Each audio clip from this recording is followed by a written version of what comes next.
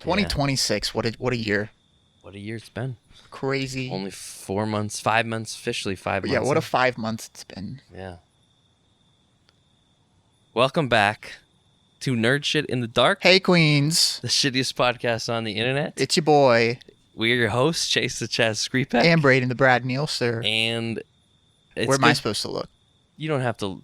Just look at me. Okay. The camera's recording. We don't gotta look at everybody. I'll look at you like this. This is the season 4 premiere of our little podcast. Yeah. Shit in the Dark. Welcome to season 4. Welcome to season 4. We took a month off of recording so I could get myself recombobulated. Rest and rejuvenated. And I'm feeling really good about that. Yeah. We're ready to deliver all the latest news and gossip in the nerd sphere because we are plugged in like that. Mm-hmm. And we haven't seen each other in a while. So I realized I haven't seen your son. Yeah, I bet. My ward. Yeah. In a long time. In a while. Yeah. Because we saw you in February. My future apprentice in ward when you die and I have to train him to take revenge on who killed you. Right. Yeah. Wait until you get a chance to hang out with him later. He's got a whole personality and everything now. I bet, man. I bet he's probably a whole person now. He's basically a whole person now. Yeah. Can you talk to him? All the time. Conversations? Not like, not have like this, couldn't do this with him. But right. Like, He's not going to bring down here and he hold his own in the nerd sphere. But probably. He's big into monsters. He's a big monster guy. He watches this dude. You'll see the videos later because he watches them all the time. But monster videos? It's just a guy who like does dances and he's like, there's skeletons, there's monsters, there's ghosts. He's a creepy kid then. Right. He's super a spooky kid. Whoa, he likes, I'll go up there and he'd be like, skeleton. We were watching The Two Towers the other day, and Smeagol came up on the screen. Oh, you like Smeagol. And he just goes, "It's a skeleton." Like, that's one of the things he says all the time. So I was just like, I can see where you're coming from. And then he found my pop figure of Gollum, and he's got like little fangs. He's kind of, and Sora just goes, "Vampire." I'm just like, yeah, I guess he does look like a vampire. He looks like a skeleton in the movie. This toy of him looks like... Oh, how kids see the world. And then I have to be like, that's Smeagol. And he's like, and he knows our cat. So he's just like, no, it's totally confused about what the hell's going on. I had a really good moment with him. We watched, like I said, we were watching Two Towers. He sat and like was watching it. Wow. He got like right up to the screen and was watching it at one point. Proud parent moment for me right there. That's when they're actually interested in your interests. He's 2, but I mean... Once he picks up a football, it's all over. He's going to be talking about the NFL draft.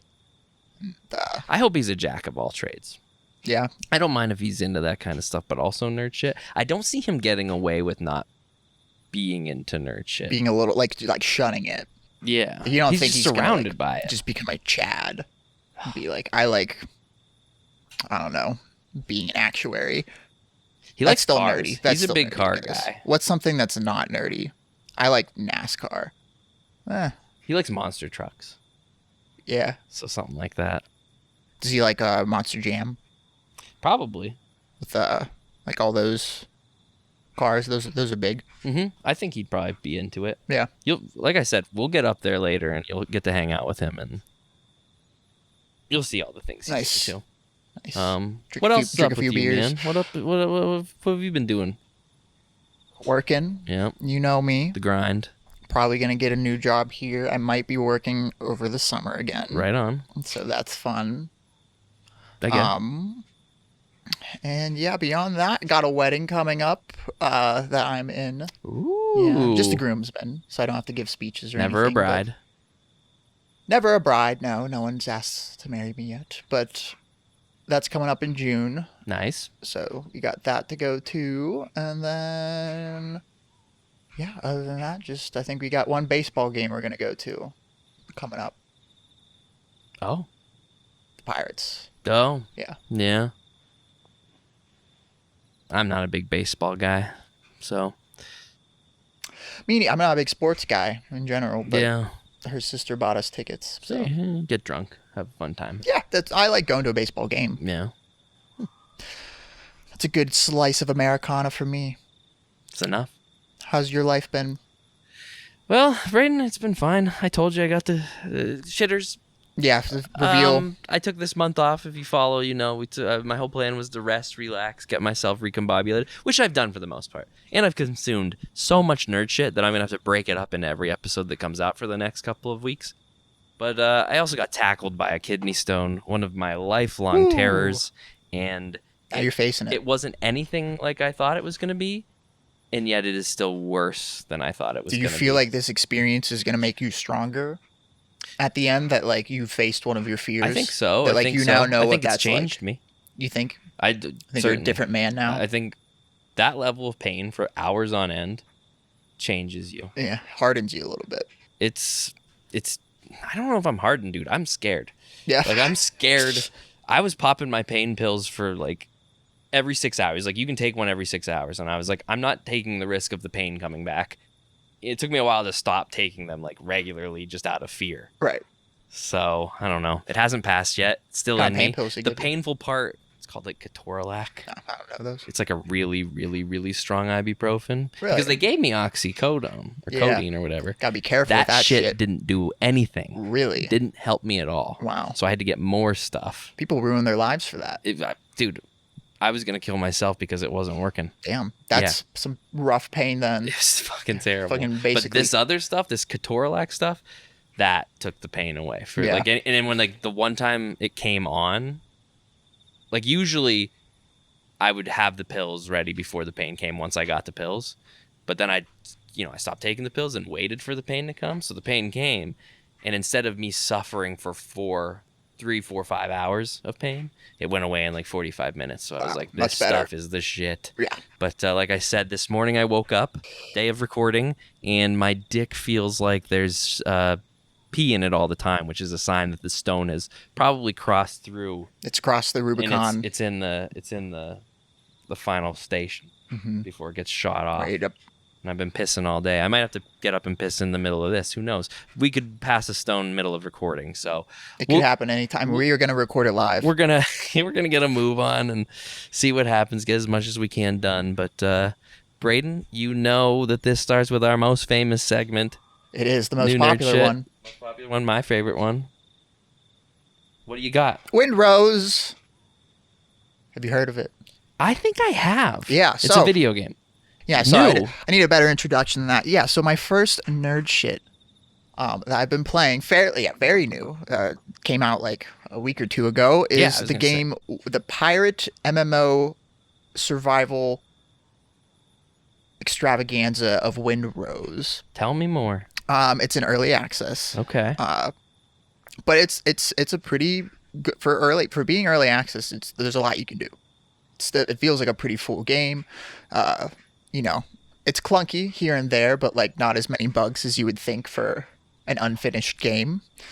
But it's very fun. So you can play on servers with your friends or or a solo server, and it's a survival game with some caveats.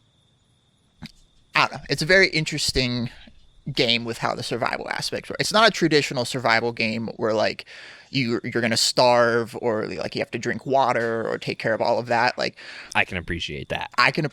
So that's one of these things about this game that I'm gonna say I really like is that it cuts out a lot of the bullshit with the survival genre and makes it a lot of quality of life changes that like go a long way. And it definitely, like, if you're into realism as a gamer, it's probably not going to be for you, but so I guess, for example, so I think it would be more for me. Yeah. For example, with food, there is food and you can eat it and get it and stuff. You don't have to eat food. It's recommended to eat it because it like gives you buffs and stuff and gives you health. Kind of more Breath of the Wild, Tears of the Kingdom. Right. It's very similar. It even has the stamina wheel of Breath of the Wild. That thing's become a staple these days. Yes. Stamina wheel, Breath of the Wild. Like food buffs, like different food buffs that you can get. But there's no starvation. There's no like dying from actual survival elements. There is base building, which some people online I've seen have made like they've made like entire pirate towns and coves and, pirate inns and stuff. Like it's like people are getting pretty creative with it. Like the base building aspect is like a really big part of it, but I don't think I knew it was even a survival game until you just told me. Like, I've seen stuff for it, but I didn't like click Yeah, into you it. can like go find random like uninhabited islands and set up a base there. Um, there are fast travel points that you can pick up and put down. They limit you at 10, but that's, more than enough that you need. And there's also And you can fixed. just move them You around. can So just move them around, and so it makes like traveling back and forth really convenient because actually sailing around can take a really long time. I So bet. another quality of life improvement that's like really nice because like you die a lot in this game. That is one aspect of it. It's like a Souls. It blends a lot of genres because it has aspects of like a Souls-like game as Okay. well with the combat. It is I do like that combat style. it's a difficult combat style, but the point is it's to train you to not get hit. You're not supposed to be tanky.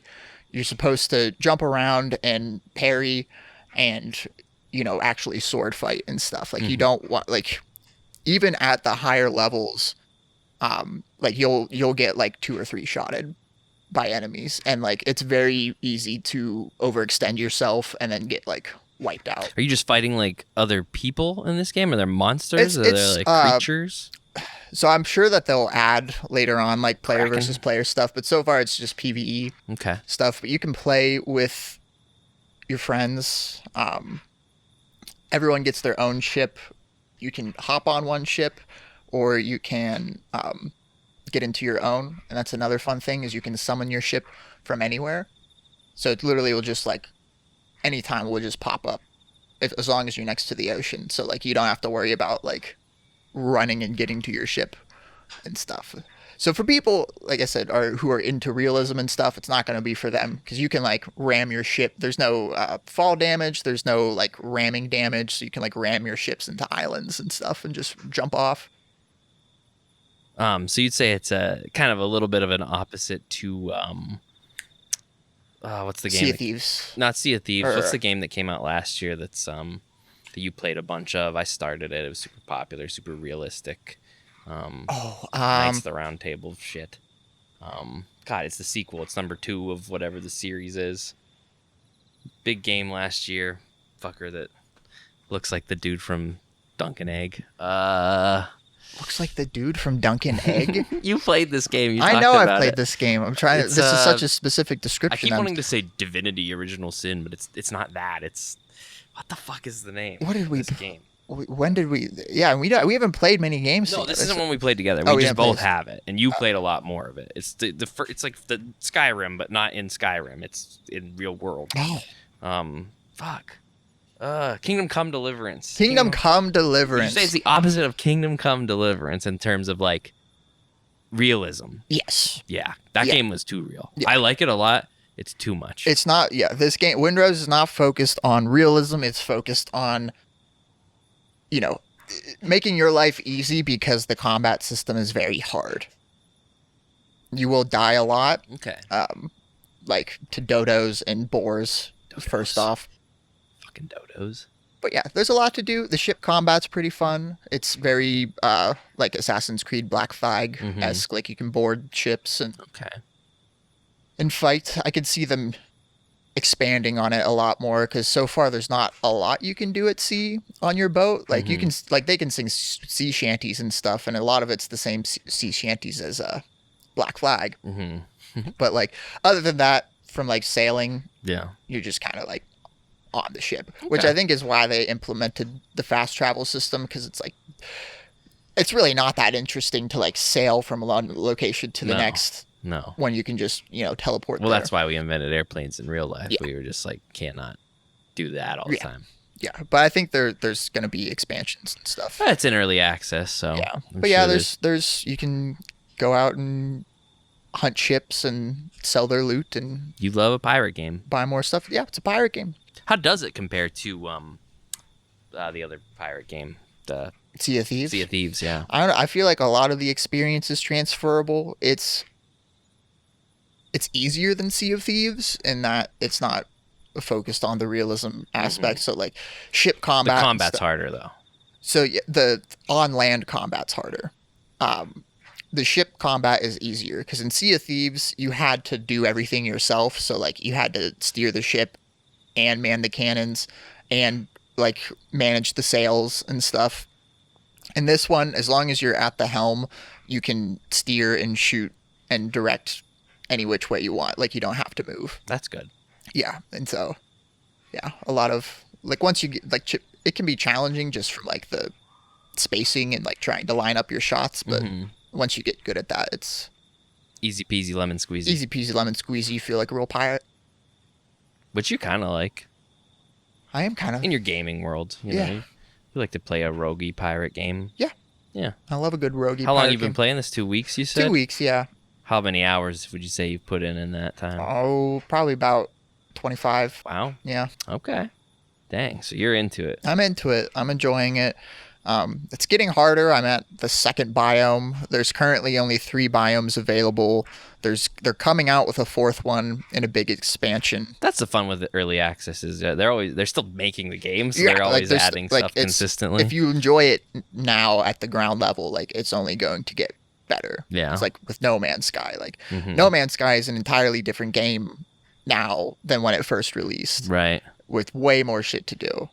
You can have like Pokemon battles in No Man's Sky now. Jesus. Yeah. I have it from my Switch. I just haven't played a lot of it. Yeah, that's the new thing they implemented. I think you can capture like aliens on other planets and like make them your pets, and they can Pokemon battle Wow. them. Yeah. That's fun, dude. All I was doing the whole time I played it was like collecting like silver or something. It was I don't know if a little boring at the start. I don't know if it has anything to do with, I think, didn't Nintendo lose that copyright lawsuit on they creature did. battling games? Yeah, like they tried to patent it. Yeah, they couldn't patent it. And they were like, no, you can't and have so that. like there's like a bunch of creature battle games now. Yeah. Which like the ones that are very Pokemon, I'm still not gonna get this. But like but Nintendo tried to like just own the concept of like fighting monsters, and it's like, bro, tried to take out Power World. Come on now. So yeah, it's like trying to trademark like having fire as a power. Right. Yeah. Exactly. It's just like, come on now. Like, yeah, people are gonna steal from you, but like you can call out the people that are like, oh, those look like Pokemon, but you cannot take the concept of capturing an animal and like using it in a battle as your game's only, Pokemon's the only one that could do it. Right.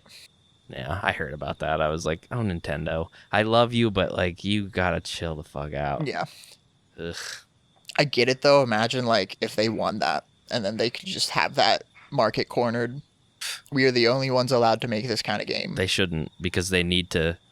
I'm glad that they didn't get it, because now they need to compete. To compete again and stop putting out just like the bare minimum. Mm-hmm. Even though I still like the new Pokemon games, right. You can do so much more. And I really hope Winds and Waves does that. I don't want it to go for like the Call of Duty effect where like they release the same game with like a slightly different campaign every year for $80. Yeah, no, fuck that. Don't do that. Honestly, the fact that the new Pokemon game isn't coming out until maybe next year, could be late next year, that tells me they're taking time on it, because it's going to be, by the time that game comes out, it's going to be like 2 years later than the average time span in between Pokemon generations. Yeah.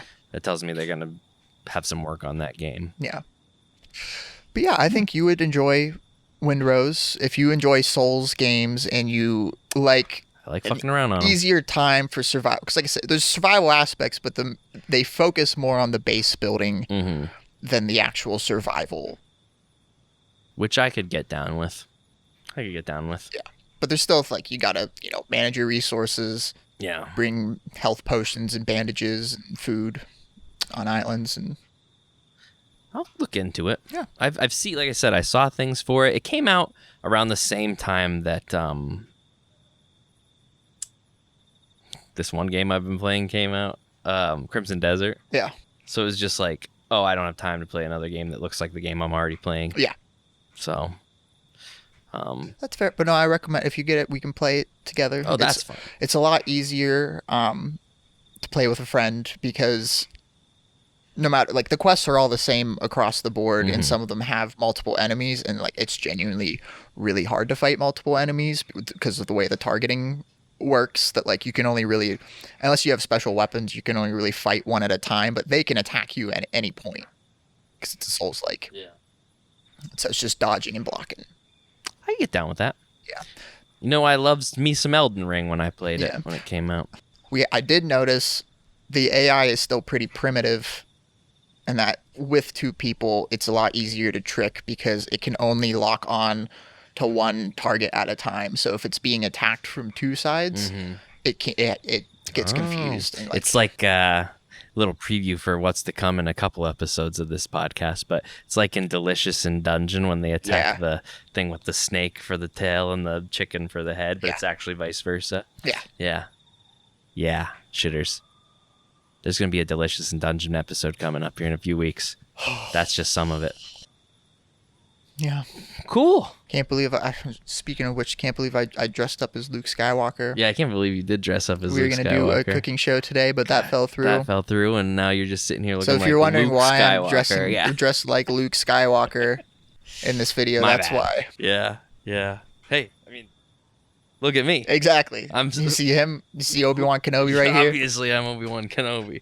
Yeah, it sucks, but we will get around. Glad we addressed that. Maybe we'll do that. Yeah, it's been like 20 minutes, and people are probably like, "Why are they dressed up like Star Wars characters?" No mention of it at all. Just like a casual thing. Right. Yeah. I've also been playing a video game. What video game have you been playing? That really just caught me by surprise with how much I just enjoyed it. It's Pragmata. Have you seen anything about Pragmata? What Do you is even that? know what it is? It's this new game by I thought I would know it. I thought you would too, because it's pretty popular since it came out, and like people were talking about it for a long time. I'm not tapped in. You're not. And we're gonna get you tapped in right here, right now. It's this new third-person shooter game by Capcom, which Capcom's killing it the past year. Monster Hunter Wilds, Resident Evil 9 was fucking awesome. This kind of plays like Resident Evil 9, but in space. Did you say it's your favorite corporation? Capcom? Yeah. They're a very respectable video game company. I would say they're up For there. video game companies, you say it's the best one? Mega Man, Resident Evil, Been around for Monster a while. Hunter. Since the beginning, really. Some of my favorite Zelda Game Boy games are Capcom. And they're still killing it. And this new game that they made, awesome. So basically what the setting is, we have like colonized the moon, I guess, or like there's people working on the moon, and this whole space station like loses contact, so they send these astronauts up to go check it out. And it's because these robots that were in the facility have turned on everybody, killed all the people there, kill all your friends, and you have to fight your way like off the moon. But you have this girl with you who is a Pragmata, which is a type of like android who has lost her memory at the start of the game, and she can hack into shit. So you control your main character guy with a gun. You've got like a space suit. You have boost, dodge, yada, yada, yada. And you have your pistol. You have your one gun at the start. Is it like first-person shooter? It's third person. It's behind the back. So you kind of see her. She rides like on your back the whole time. So with your D-pad, that's how you can like change your weapons. Like, because you get more guns, you get more like things through the game. But then with the A, B... all the other buttons, when you're locked into something, because your guns can't really hurt the robots, so she has to hack into them. So you have to do like a little hack puzzle every time you like fight enemies, and it's really compelling. And you like get upgrades for the hack, so you can like do extra shit through the hacking. Oh, so that's fun. It's like puzzles with shooting. It's a shooter puzzle extravaganza, and I love it, dude. It's such a good. It's simple. Like I beat it in 14 hours. Genre blenders. Yes. And like it's 14 hours. I beat it somewhere around 14 hours. It's challenging enough. It has all the elements. Like, is it my favorite video game? No. It's a pretty short game. It's a perfect video. Like, it does all the video game things appropriately. Like, as you go through levels, there's stuff. You don't have to go super far out of your way to collect like all the extra material. You can upgrade your abilities. You get new abilities throughout the game. Solid, complete experience. It's a solid, complete video game experience, and it's so good because like your character, his name is Hugh. You learn about him and Huey. You learn about him and this girl like together through the story. And he like tells her about his life on Earth, and it's a father figure meets a little girl, like he's gonna save her because she wants to get off the moon too. Gives me BioShock vibes. A little BioShocky, mixed with a little iRobot, mixed with a little Resident Evil. Like it's a little scary at times. every level is like a different aesthetic. The bad guys get stronger and more technical, like with every level you go to. By the end, there's this like black sludge that forms on them, and she gets a new ability that makes the black sludge disappear, and then you can hack them. Yeah, I found myself doing some of the side shit because you get a lot of upgradable material, whether it's for like your damage that you can do or just like HP, her hacking abilities, all these unlockables. And they make it very easy to access where you can go to like get the shit you need to do those upgrades. It's just nothing felt over like too hard to do. I didn't die a whole lot. I played it on a standard difficulty, but it was challenging enough. Like it would get you, they'd put you in like small locations and you'd have to like dodge all these robots. You get like badges that give you specific abilities. That's like how a lot of games used to be, dude. It's like they weren't trying to give you this like grand epic experience. They were just trying to give you a nice solid experience. You don't have to like sink a bunch of time into it to get to the end, dude. No, and like it took me a couple weeks to beat it. But I would just play it like an hour or two a day. Sometimes I pick it up for like 30 minutes, just do a quick run. Because there's like sections in each level that you can get in a ladder and go back to your base and like upgrade your shit. And they're never too far apart. So you're never like pressed for like getting out or like taking too much. Like you can do a quick thing, go back to your base, save, turn the game off. You don't feel like you have to do big, long sessions. But you can if you want to. Like my last 2 sessions on it, I probably stormed. They were probably like both around like 3-hour sessions each. But, like, that was the end of the game. I was ready to fucking wrap it up by that point. Right. But, I love the mechanic of, like, you're shooting and aiming with him, but you're hacking with her. And, like, they put, like, little challenges. Something. Like, one time I fought these guys that had, like, shields over their faces. So when you went into the hack, those shields were in the way. And you only have so much time to, like, get the hack taken care of, because if they hit you, it starts over. Sometimes you've gone the wrong way, so you have to backtrack it. But you're also like watching your camera, playing as Hugh, like trying to like. There's a lot going on, but they make it so accessible that I never stopped having fun. I was never annoyed by any of the functions. I played the demo first, and I was like, "This is interesting." So when it came out, I was like, "Let's go." It's making me miss, because I'm just thinking of Ratchet and Clank, because there was a lot of puzzles in that game with Clank was the hacker, and then Ratchet was like the shooter, beat him up. Yeah. It's kind of it's sort of like that. Yeah.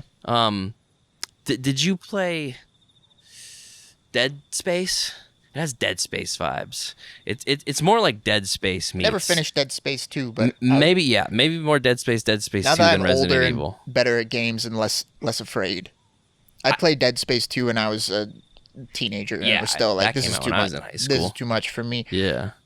Couldn't get through it. I think you'd really like Pragmata. I've been telling a lot of people that, but it's just a solid game. Yeah. It is a perfect video game. Like it has everything you want out of a good romping time, a video game, and a story, an emotional story. Like by the end, I was like, wow, Jesus, this went places I didn't see it coming. Yeah. Like not plot wise, but just emotion wise, like making me feel things. Right. For like this bond that you make with this like cyborg girl. But it's like your daughter at the end. Sort of. And you have this home base that like you upgrade as the levels go on. You can add more stuff to it. Like you find all these holograms of like things from Earth so that she can like interact with Earth things. So you're building on that. You're building on your weapons. You get this like little droid that comes and like offers training simulations. I did some of the training simulation. Like I wouldn't do that in another game, but in this game I was like, oh, you get upgradable shit for doing these, and it's just you playing more of this game. Let's go. I'm usually a guy I'm not a side quest guy. I will do them in some games, but usually I just want to get the job done. I found myself taking lots of time to not get the job done, to just do some of the stuff. Well, that's good. With 14 hours with side quests and stuff too, that's still... Yeah. I mean, to me, that like games are ridiculously long these days. They're ridiculously long. And I like when they come out and I see like, oh, you can beat it in like 15 hours. Like Resident Evil 9 was the same way. And I love Resident Evil 9. Love it. Pragmata was cool because I could get it for my Switch too. So like being able to play it on my Switch and on the TV. Yeah. That's why I've kind of been favoring games where there's not like an end. It's more sandboxy. Sure. It's just like Elite Dangerous, Valheim. Well, that's how I kind of feel playing, because I'm also playing Crimson Desert. Yeah. And that's just like Crusader Kings. It's got, I know I'm going to be playing that game for years. I told you I beat. You did tell me you beat for the Creed. first time in. I think the last time we did an episode, you talked to me about it. Like 5 years. Yeah. First time ever. Wow. Where I played from the whole time span. And you know what? You remember what I was? Who I was?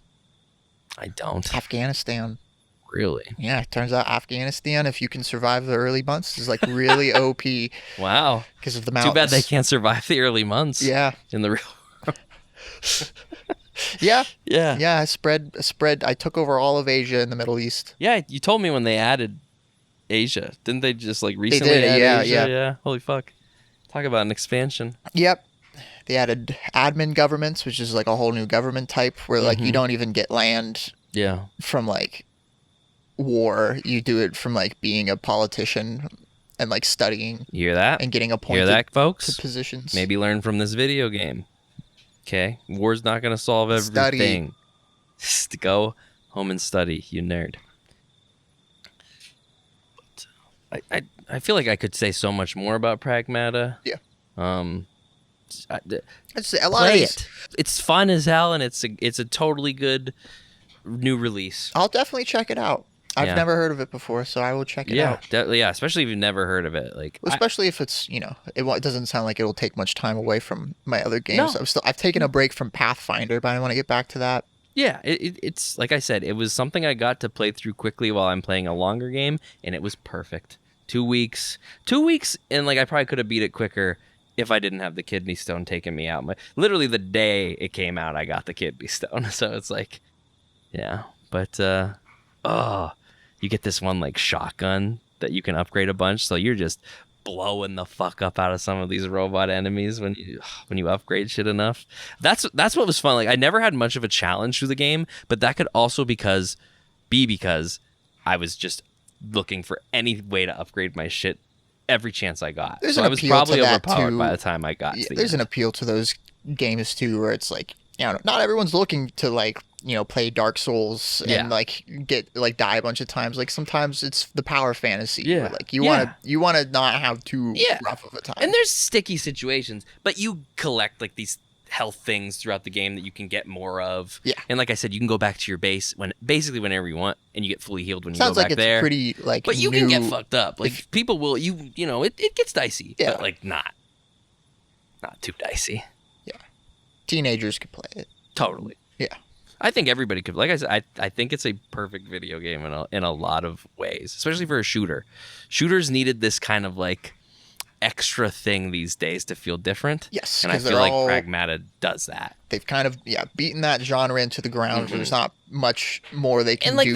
They're still good to evolve. Yeah, like Call of Duty, but that was Call of Duty was revolutionary at the time. Sure. It's just that like and their work like that was my issue with why I like dropped them after a while, because for a while like they were all like they're shooter games, so like there's not much they can do, but like they added like they would have like interesting levels where like you would do different shit. And I'm sure they still have that, but I don't know. There's just nothing that like really comes close to like the campaign in Modern Warfare 2 to me. Okay. That's fair. And it's funny too because like they do try to change things up in their own way with some of those kind of games, but when they do that, people get pissed. So it's like there's really no winning. You're either making the same game all the time or you've changed something and people are pissed off about it. Yeah. So that's why something like Pragmata that's new, there's nothing to compare it to. You can just be like, this is neat. Yeah, I guess you'll never make everyone happy. Yeah. Yeah, they want money more than anything. Yeah. Yeah, I'll show you later when we play video games. I'll let you play Pragmata. Yeah. Yeah. Just start it, dude, because there's save files. You can start a new game and just play a little of it. It's fun. What else you got, Braden? What's some more new nerd shit? So have you ever played It Takes Two? I have played It Takes Two. Me and Miranda have played half of it, maybe a little over half of it. Kaylee and I started it because we wanted a video game to play together. Good couples game. And we looked up like what are some good couples games, and that was like the one that was on everyone's list. Because it's I mean, you're literally playing as a couple in the game. It takes two. It takes two to play the game. I had no idea what it was about. beforehand. I just like saw the characters Sure, yeah, yeah. and It's stuff. kind of heavy. Yeah, and so Like, like the when you find topic out, is heavy. it's a story about this couple that is in the middle of getting a divorce, and their daughter makes a wish on her dolls that she made that they didn't know about, Yeah. and the wish comes true. Or basically making a wish that like she wishes her parents could stay friends. Yeah. And so the wish comes true. This like magical Let my book, parents keep fucking. this magical self-help book comes to life and transports the parents' Yeah. souls into the bodies of these dolls. And the only way that they can change that and change back into themselves is if they work together to like solve their relationship problems, basically. Yeah. And so we've played the first 2 levels. Like Okay. the last level we played was the toolbox one. Where Oh, you okay. get the toolbox. hammer and nails. Yeah, yeah, yeah. That was fun. It's fun. Yeah. Like it's So you're just about at the bees is where you left off. I think. Maybe you haven't ran into the bees yet. probably haven't ran into There's bees, a bees but level that's probably at fucking the bees level. nuts. It's the 3rd level. Yeah. I think that's the bees. Yeah, we took a break from it because Or is it the birds? No, I'm just kidding. we took a break from it because you know, it was like, you know, level 2 is it's slightly Yeah. bigger difficulty bump than the level 1, and so Yeah. It's a commitment game. Yeah. Like, it's not the hardest, but like you have to be timed well with each other to play the game. yes, Yeah. and that's the point, Yeah. which is fun. And like I love co-op games, I just Sure. never get to play them because Mhm. you know, it's hard to get someone to play a co-op game with consistently, Yeah. like the whole way through. Yeah. Because you know, especially as adults, you work with adult schedules. Yeah. But We've got a Baldur's Gate 3 run that's been on hiatus for like 2 years. gosh, yeah, I was a different person last time we played it. I had a different computer. Yeah. Yeah, I didn't have a kidney stone. I don't even know if my last time I tried booting up Baldur's Gate on my current laptop, it didn't work. Yeah, that's probably half the reason we really haven't pushed to play it because you Yeah. can't really play it. Yeah, But do tell us more of your. yeah, but It no, takes it's you time. yeah, I love co-op games especially when they give you opportunities to like do a different thing. Yeah. But like you're still working. You together. need each other. Yeah, that's Yeah. like with the hammer and nails stuff. Yeah. Like that's like it's 2 different play styles. Yeah, like, yeah. He Oh has, my like, god, they really expand on that as it goes Oh, on. too. and I could see that. Oh, I wish you had played the bees level. There's so many things I want to say about the bees level. Is it hard? It's not hard, but there are elements that are. Like there's this one part where the game basically, I think you as the husband are flying this plane and the wife is in like a Mortal Kombat fight with one of the enemies and you have to drive this plane while this fight's going on. It's a lot. That sounds fun, though. It is fun. It's just Miranda wanted to play a week ago and I was like, I do not have the mental capacity to play It Takes Two right now. Well, that's what we've been taking our time with it because Kaylee's played way less video games than I have. She's still fairly new to video games, and the ones that she has played is Stardew Valley. Like, so Right. she's not like into combat or like quick time events Sure. or stuff like that. Like she doesn't have that same type of experience. So it's a learning process for her. Mm-hmm. And, you know, she also doesn't have the same game stamina as us to where, like, you know, the frustration level hits quicker to where it's like, you know, that boss battle when we, like, you know, nails are falling from the sky and you have to, like, run across, dodge and run across do the obstacles. Like, platforms. that was a lot for us. So, like, we took a break from it, but we're going to get back to it. Yeah. Yeah. When's the last time you guys played? It was like a week ago. Yeah. We haven't played in like months, but We just go, like, a level at a time. yeah. But it's been fun. I like I said, like the last like co-op game that I played like that, it was a long time ago, was Army of Two. Wow. Yeah. That's up on that shelf of 360 games Is that- over there that- somewhere. I never played that with anybody. Nostalgia blast I from the have past. that game. I didn't have any friends that wanted to play it. I usually played it's it a terrible solo. game to play by yourself. I usually played it solo. I did have one friend that we Yeah. for a time we get together and play it together, but like not a lot. But no, it is fun, a fun co-op game. I remember the trailer for it on TV. It played One is the Loneliest Number. Like, One Yeah. is the Yeah. loneliest number. No, they had their Takes time. Two. And then they never made another one. But There's two. is there a second It Takes Two? Or no, Army of Two. Army of Two? Yeah. Sorry? Really? Yeah, I'm pretty sure they made a second one. What's it called? I'd have to look it up. Army of Two 2. Army of Two. Army of 2 Dose. Well, it doesn't have a third, that's for sure. No, they only made 2, I think. Okay. Wow. Second I only have the game, first one. Army of 2, The Devil's Cartel. Yeah. Army of 2, The 40th Day.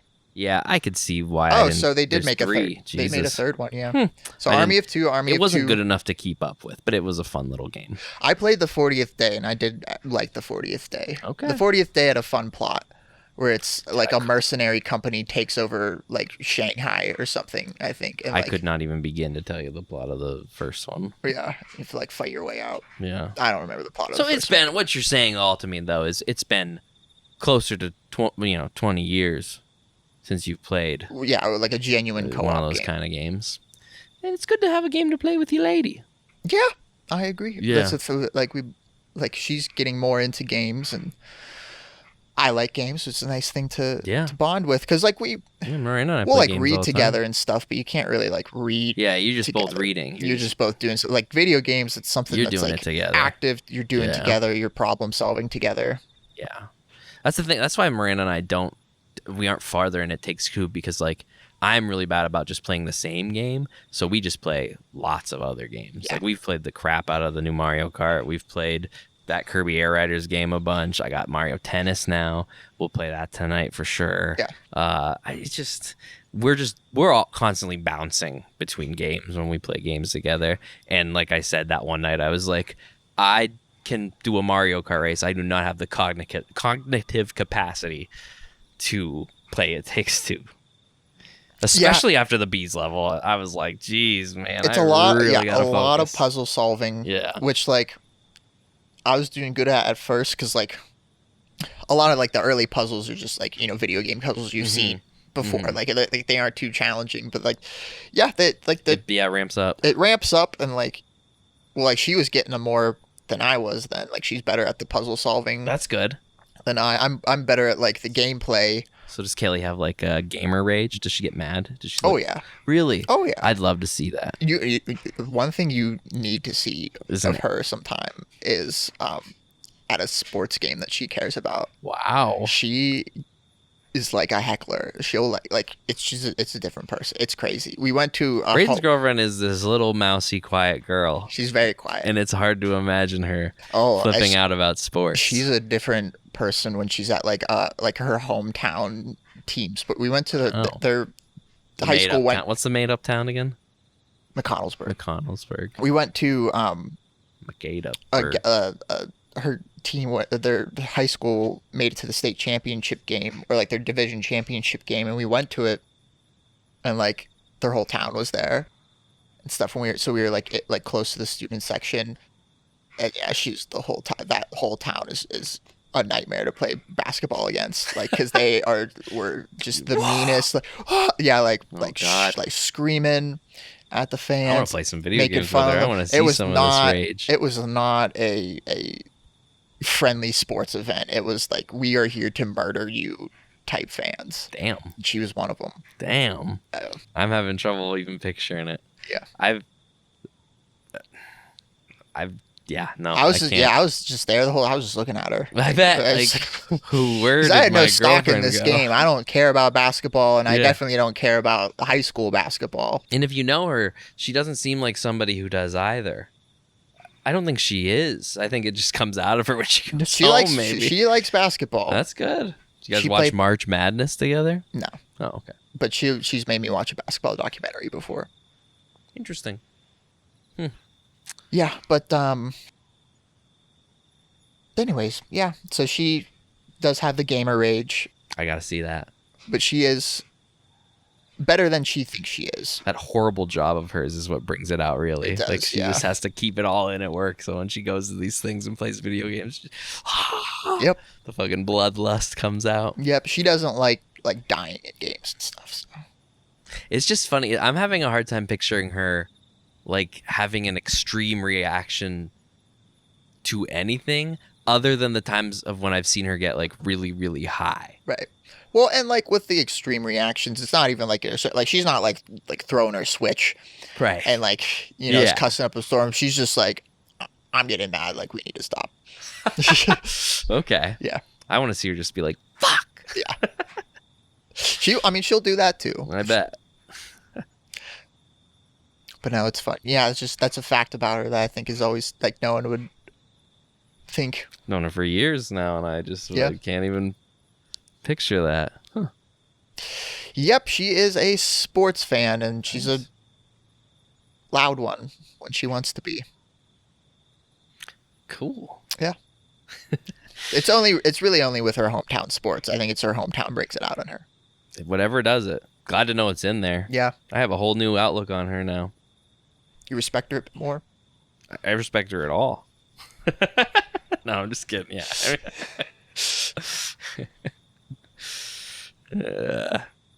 Yeah. Cool. But yeah, so It Takes Two. I want to get back to it. So I'll probably suggest we play it again here soon. We've been reading a lot. So like we've been because I've been It's nice to wanting to get more into Quiet Dark. Sure. Or Howling Dark. Howling Dark, yeah. And so we've been doing that. She's has a book of the month subscription, so she gets a new book. Oh yeah, every I've seen month. her Instagram stories of like the books she's read. Yeah, and so she's been like reading a lot too. Same. Reading's fun. So she's been competing with her friend on how many books they can read in a year. Book But contest. her friend does audiobooks a lot and just listens to audiobooks all the time. So they've read like 37 books so far this year. Fuck. I do a good fusion.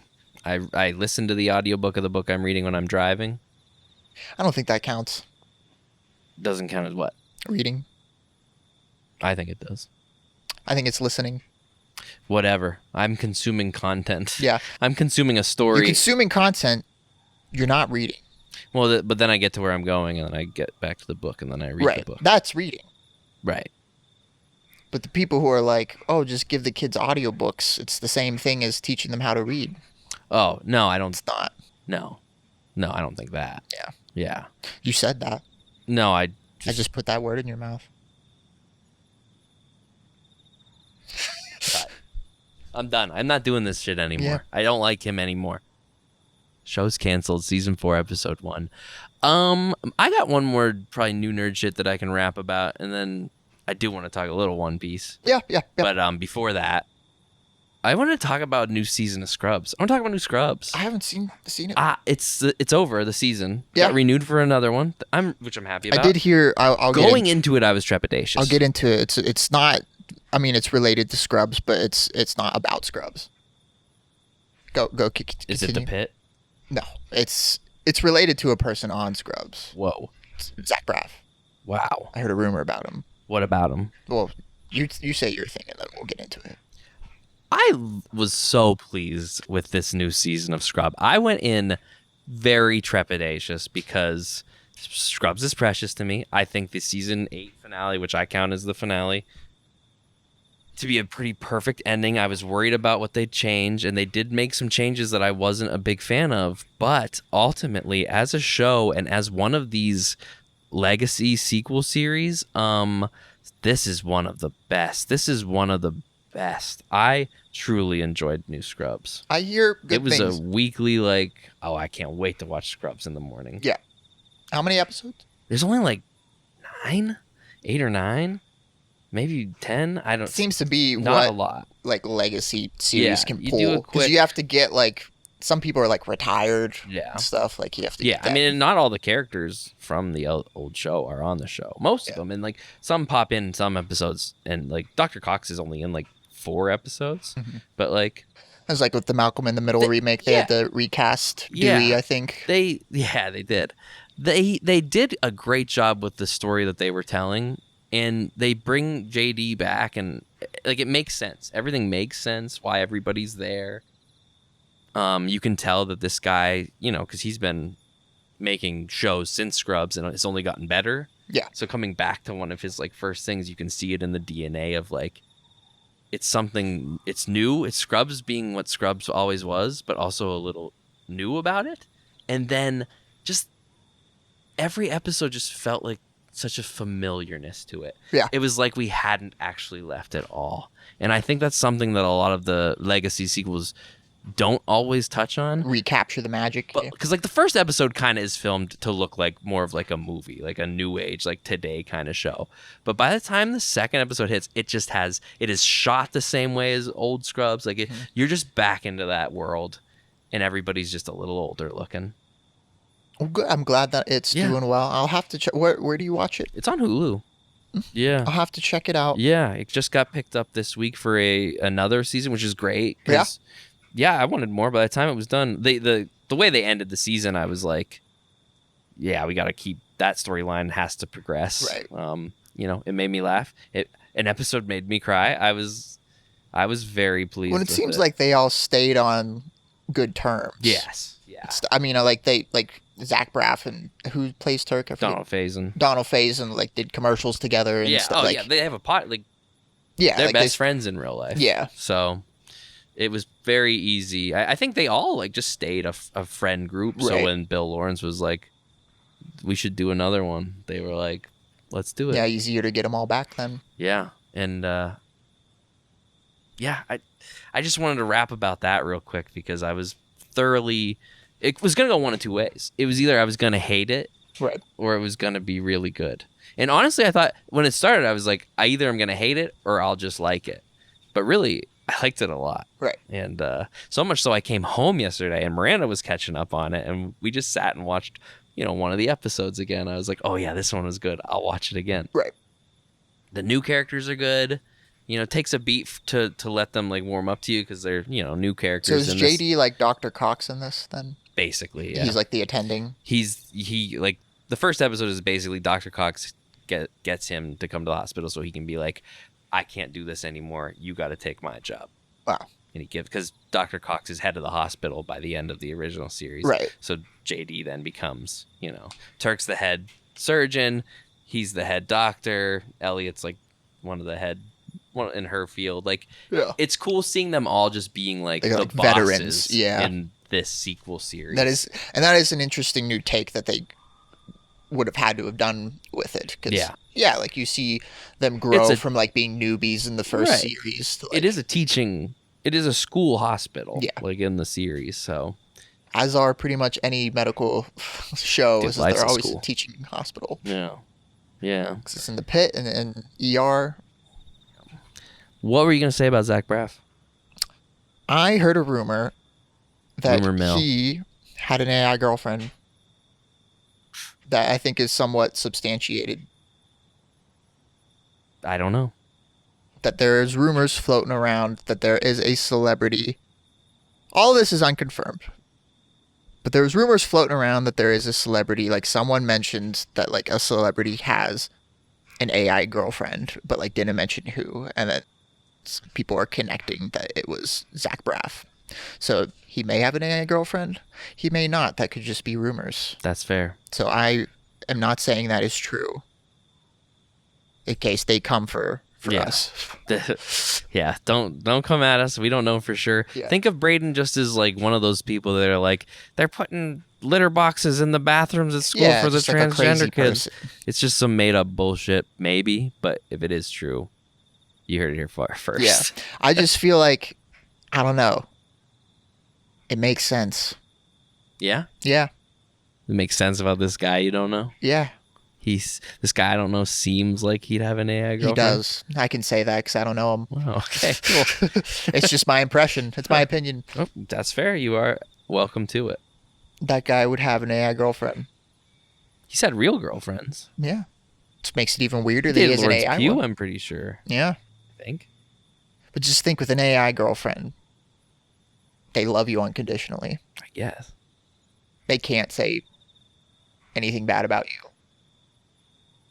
Yeah, but sometimes I feel like the point of a girlfriend is to have somebody to say some bad things about you from Not time for some to people. Time. That's fair. Who cares, though? Yeah. If that's what he likes, all I need him to do is to be on Scrubs. Yeah. What he does in his personal life, I'm a very I separate the art from the artist kind of person. Yeah. I do not. People suck. Everybody's always like, can you believe that person sucks? And I'm like, yes, people suck. What are you talking about? Yeah. Of course. I'm not going to not buy their shit now because I know they suck for sure. But like, come on. Everybody sucks. Everybody sucks. Okay. What else do you want to talk about? One Piece.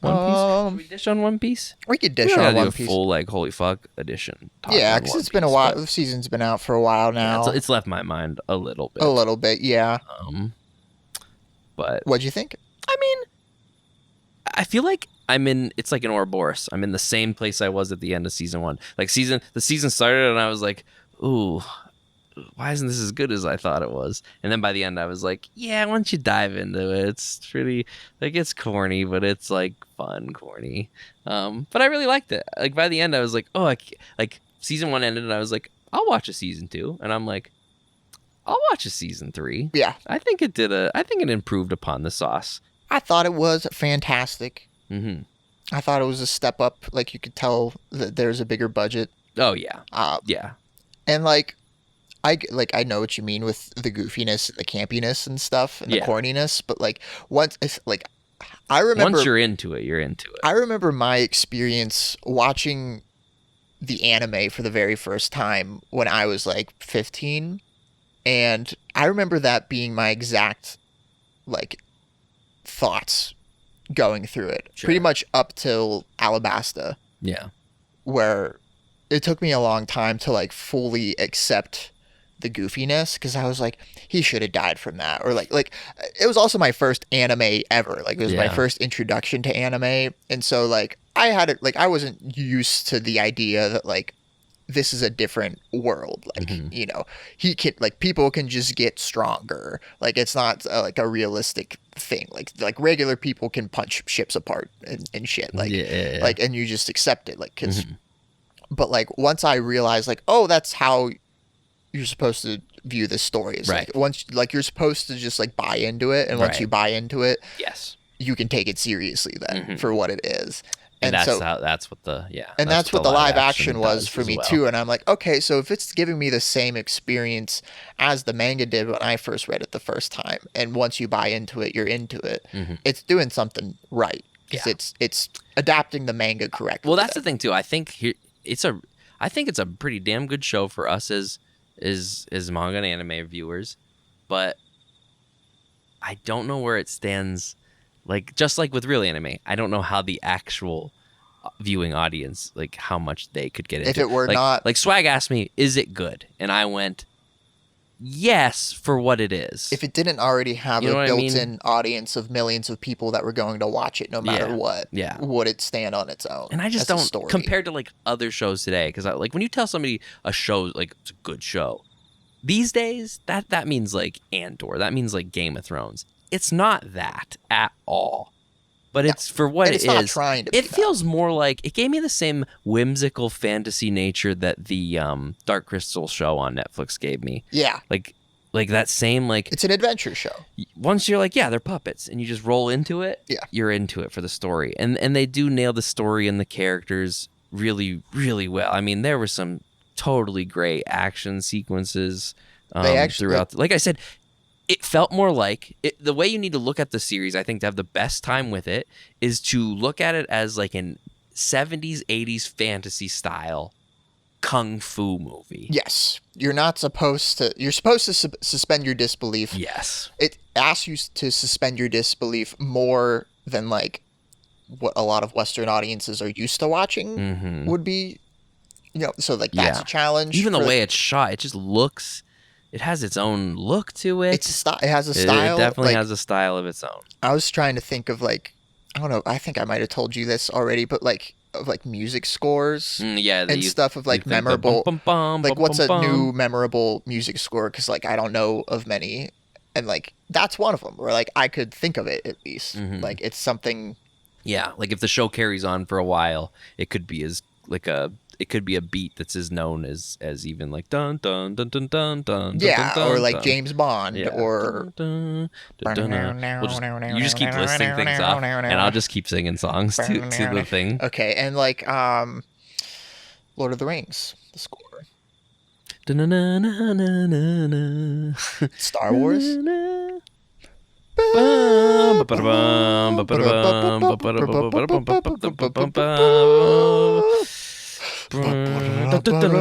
Harry Potter? Dun, dun, dun, dun, dun, dun, dun.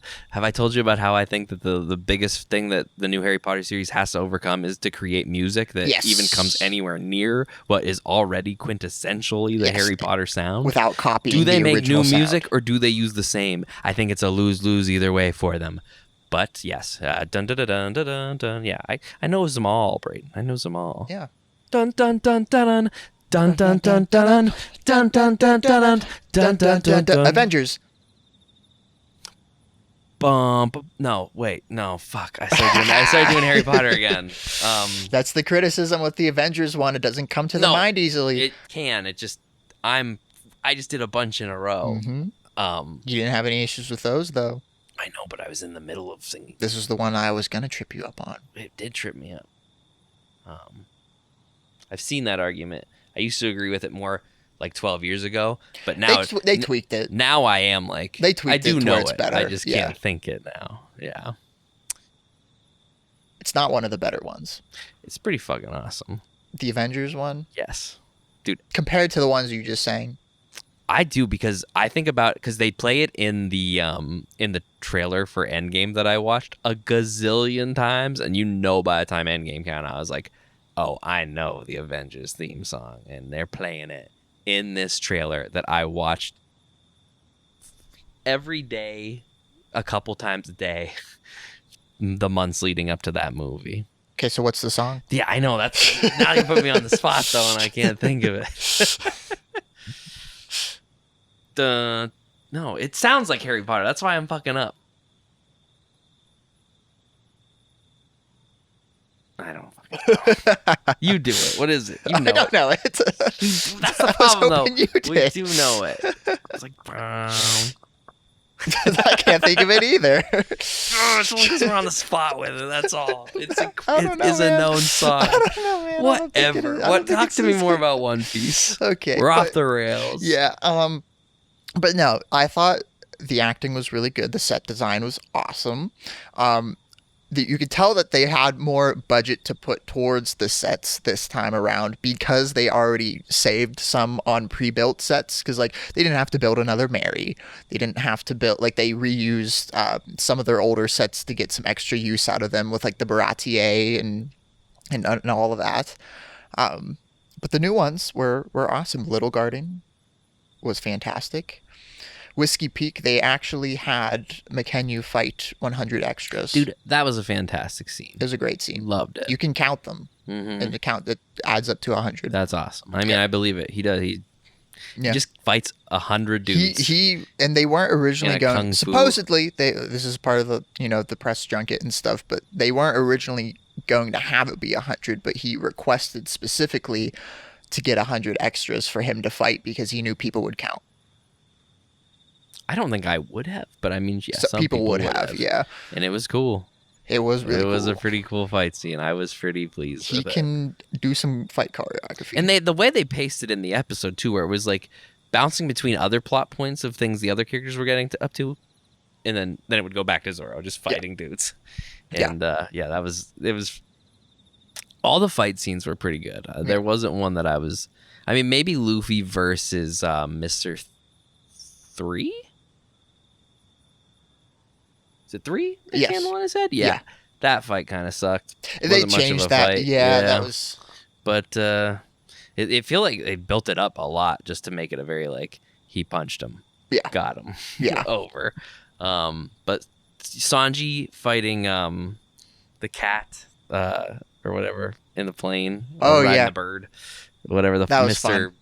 I don't even know their numbers, but while he's on the phone, like the things it was a good adaptation. They did a great job of taking beats from the series and applying them to this real life series. And it is nice seeing it play out from like an actual actor doing the character because for the longest time I was of the opinion that like we don't need a live action One Piece because there's no way they could do it justice the way the anime does. Yeah. And this changed my mind because I'm like, it is interesting seeing an actor's take on these characters and like seeing these scenes that like I know so well because I've read them a million times, like actually acted out and played out. Like, 'cause, like it's cool to see how something works in like a real life physical environment as compared to an anime. Yeah. Even though anime is less restricted, it's cool to see with the limitations of a live action what they can get away, like what they can pull off. And it's not bad. And that's like where I think that art comes into, to where I am like, yeah, we do need this. I think like this was a good thing, even though I'm still pessimistic to where like I don't think they're gonna finish No. the story and find the One Piece in the show. No. Like I would think it's a miracle that if they make it to Marineford, Right, yeah, that's because fair. even that is when the scale of the series really starts to ramp up to where they're going to either have to make Netflix would have to give them all their money. I was going to say Netflix are either going to have to pump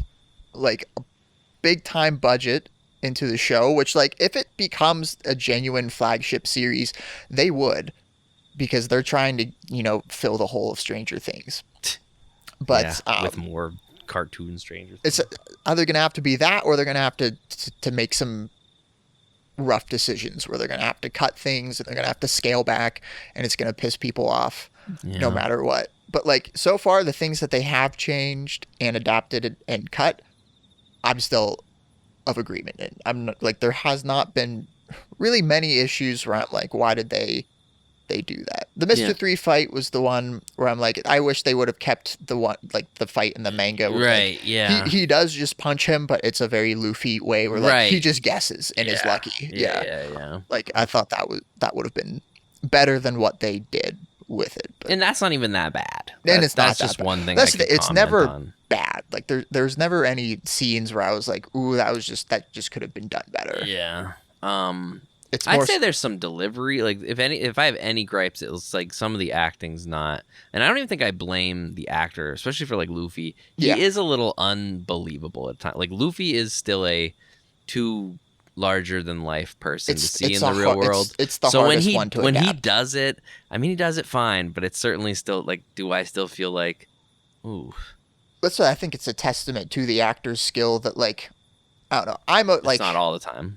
I'm very forgiving of it because I know the anime and I know how difficult it will be to adapt that. So I'm always more forgiving, where I'm like, as long as it's close enough, I'm fine with it, even though I know it's like not perfect. Yeah. I haven't watched some of this stuff from the anime in a very long time. So it was cool, like, rehashing that storyline. Like, I still remembered it. Like I totally get why they didn't go inside the whale to like make where he lived and stuff. I was like, that, I get it. Yeah. That would be way too much. But they did their own version of it. Like, like Baroque Works people were still in the whale. They were just eaten by the whale. There is like original things that the series came up with that I really like the finale at the end with like how they handled the Wapple fight and the whole final arc. Like, how are they going to do that? There were still some criticisms with that. They definitely had to scale it back and like make it inside instead of outside, like in the manga. But like the weird monster creatures that like he has attacked the village, like that's completely a series thing. Yeah, it was cool to see. Yeah.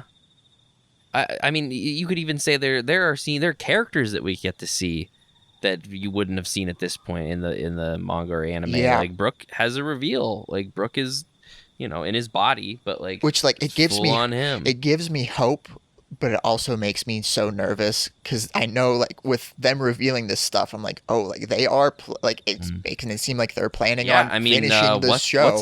What's his fucking name? Why am I forgetting his name? Luffy's #1 fan was in Bartolomeo. Yeah, Bartolomeo. Yeah, he shows which in Logtown. That was one of the choices where I was like, oh, that's inspired. Yeah, oh, totally. Like now he's an established character that like when they call back to him, the audience already knows that like they saved themselves a lot of legwork there. Yeah. And that's a good place to introduce him. Well, I think they've in the manga said that like he was there. That they added something in this show that was new to the series for us way later. Like I think when Bartolomeo finally meets up with Luffy, he explains to how he saw him in Logtown. Well, and same thing with but they added it now, and I like that. Dory name dropping Sun God Nika. Okay, yeah. Where I'm like, that's like recent series shit. To where I'm like, oh, are they actually thinking like we're gonna try and I don't know if that's a statement of saying we're gonna get that far. I just think it's more like we're gonna give the people Like an Easter that egg, know yeah. this shit. Yeah. And, like if we get there, we get there. But like we're not gonna pretend like it's not out there. Right. And I think it works pretty well for them. I mean, I'm super excited. When I first got into One Piece, it was also the Alabasta arc that I finally, when I got, not that I got what anime was going for at that point, but like that's the arc that got me into One Piece. Like it became a show that I watched. I think that was on Arlong TV. Park is the one that Arlong like Park's gets pretty, people like, oh, like yeah. this has a lot Arlong of potential. Park totally is, but you gotta remember, I was watching it the 4Kids version up through Alabasta. So even this is me experiencing it through 4Kids. Even then, when it got to Alabasta, I was like, "Oh, this is solid." Yeah. So then I found out what it was really like, because the Arlong Park stuff isn't as intense on the 4Kids version. It's where it as goes you can from imagine. like, oh, this is like a good series to where like, oh, you see why this is like the big three. Yeah. And Alabasta was great, and I'm super looking forward to seeing that in season 3. Yeah. I don't know why I thought all these years that we would get into Alabasta in season 2. I was disappointed at And first when I then- realized we weren't going to Yeah. Alabasta, because I thought we were. I didn't look up anything with yeah. the season, so I didn't know where they were going to end it. But I It thought makes for sense. sure we I were making forget it. how much stuff is in between. And then because I was like, oh, are they going to dedicate like 3 whole episodes, like 2 or 3 whole episodes to Drum Island? And they did, and I actually think that's better then, because I'm like, oh, they actually had time to like flesh it out more. Yeah. It's just it I'm was always a good worried finale about section. the time restraints. 'Cause, like, I do want them to get to a certain point Sure. in the series before they end it. I'd say all of season 3 though is just going to be the Alabasta. That's what I'm wondering. Which if I it's think is a just- good thing. make it feel more epic. Mm-hmm. Maybe like the latter half be like well now we're at the Jaya point or something. Now we're at the point in the live action series, like after Alabasta, where you can start to cut off there's not as much in between like island arcs. So every season could now just be one arc this going forward, I think. Because I only think in this section of the story that in between shit is all that important. Yeah. Anymore it's typically what's going on in the world. And in a live action show, you can just show that in the show. Right. It's a lot quicker. So, yeah, I hate how long shows take to come out these days. I wish we'd be seeing it soon. But I'm looking forward to another season of it. I agree. I'm It's fun. thoroughly enjoying fun. it. I have very few criticisms. I'm more so just I continue to be amazed by how close they are nailing this. Like, I keep expecting it to be shit, and it's like, oh, this isn't shit. Like, yeah, it's very entertaining. It is very entertaining, and I mean, I finished watching it, and I was like, I'm gonna just watch some normal One Piece right now. What did you think of Chopper? I like Chopper. I like Chopper too. Some people did not like his human version, and they probably are going to change it slightly. I thought it was fine. It was a little weird looking. He's but a weird like, looking, but it's supposed to be a weird looking guy. Yeah, It gave me an uncanniness that I was like, like I kind of am fine with this because he's supposed to be terrifying looking. I also like that it's not like I think they did a great job with him as just his normal self in CGI form. But what I like about that beast mode form of him is it's more practical. It's all practical. There's no and I think that's It reminded me of the statement Grinch itself. suit. Sure. He looked like the Grinch kind of. Yeah, a little. Yeah. That's fine. That's fine. No, I liked it. Yeah, I to those who don't, come on. I was wondering if they were going to completely cut out Rumble Balls, but no, they showed them at the end. They showed up at the end. But they cut them out for that fight reveal because he Mm-hmm. reveals them in that fight, but they chose not to reveal that then. I think it'll be bigger in an Alabasta fight for him anyway. So well, they're probably going to do the Miss Merry Christmas fight, the mole person fight. Yes, yeah. You'd hope. Yeah. Yeah. I am excited. I think the casting is fun. I think when you view it as what it is, a melodrama, it's a fun little romp. And if you don't know anything about One Piece, I think it's a fun new fantasy world that people can get into. Because it is a great world in the manga and anime as well. But I just think this real life exposure of it just gives it a new life. It's brought new people to the fandom for sure. I mean, the Lego sets are all based on that. Yeah. Like they're not the anime characters on the box. They're The live Netflix action, stuff. Yeah. So that's something. That is something. Yeah, and like ever since Stranger Things ended, they have made it their flagship series so far until they like find No pun intended. something else. But with like their promotionals and stuff, like you see, it's like One Piece. Yeah. Now it's still because before it was Stranger Things. Yeah. Like that was their claim to fame, and Now it's over. so we'll see if it can maintain its position. I think so. Because if it does, the cancellation worries will go away, because that's also was people's biggest trepidation with letting Netflix do it.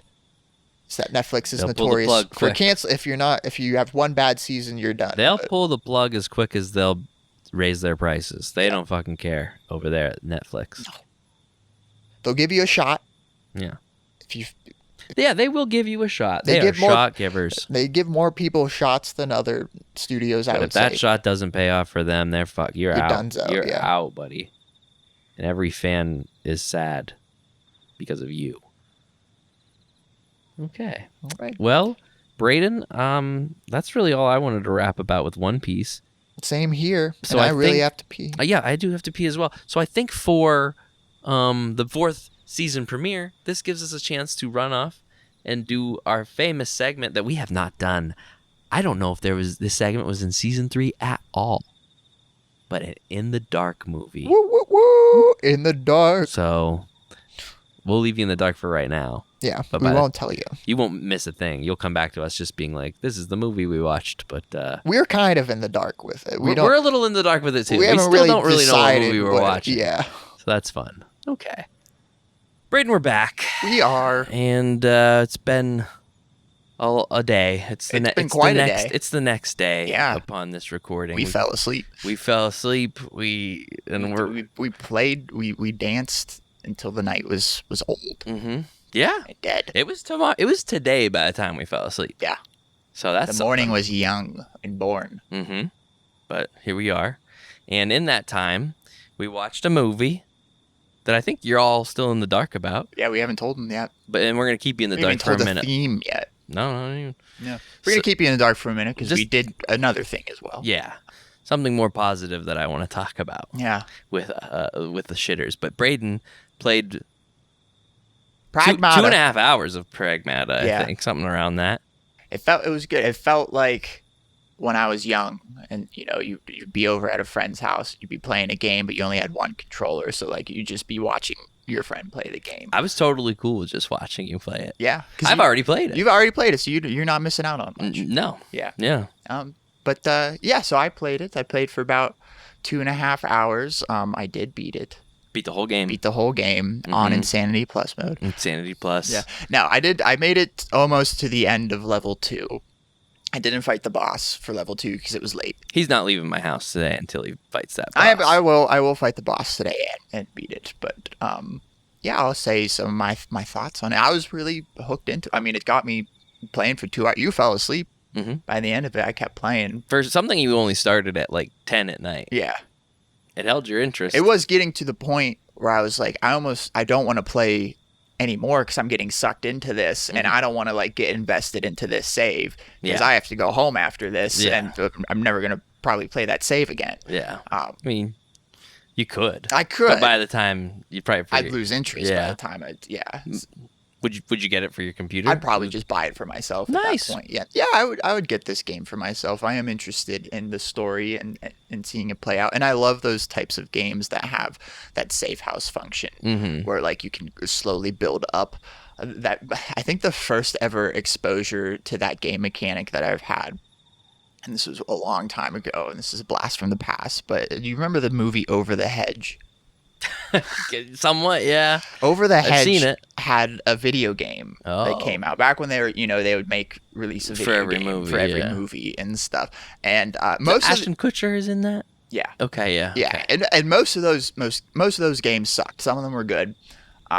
This one was one of the really good ones, and it had that mechanic where like you had like your base and like to remind people of Over the Hedge, like they're like these critters that steal things from the neighborhood, and that they do heists basically. Mhm. And that's what this was. Like you would go on missions and stuff, and then there's things in those levels that you could find and then you would bring like it would show up back at your base, and then like your base would slowly build up over time from nothing, and like it looked really cool by the end of it because you could just see that visual progression, like see all your trophies at once. And so I've always loved that game mechanic since then, and this has that.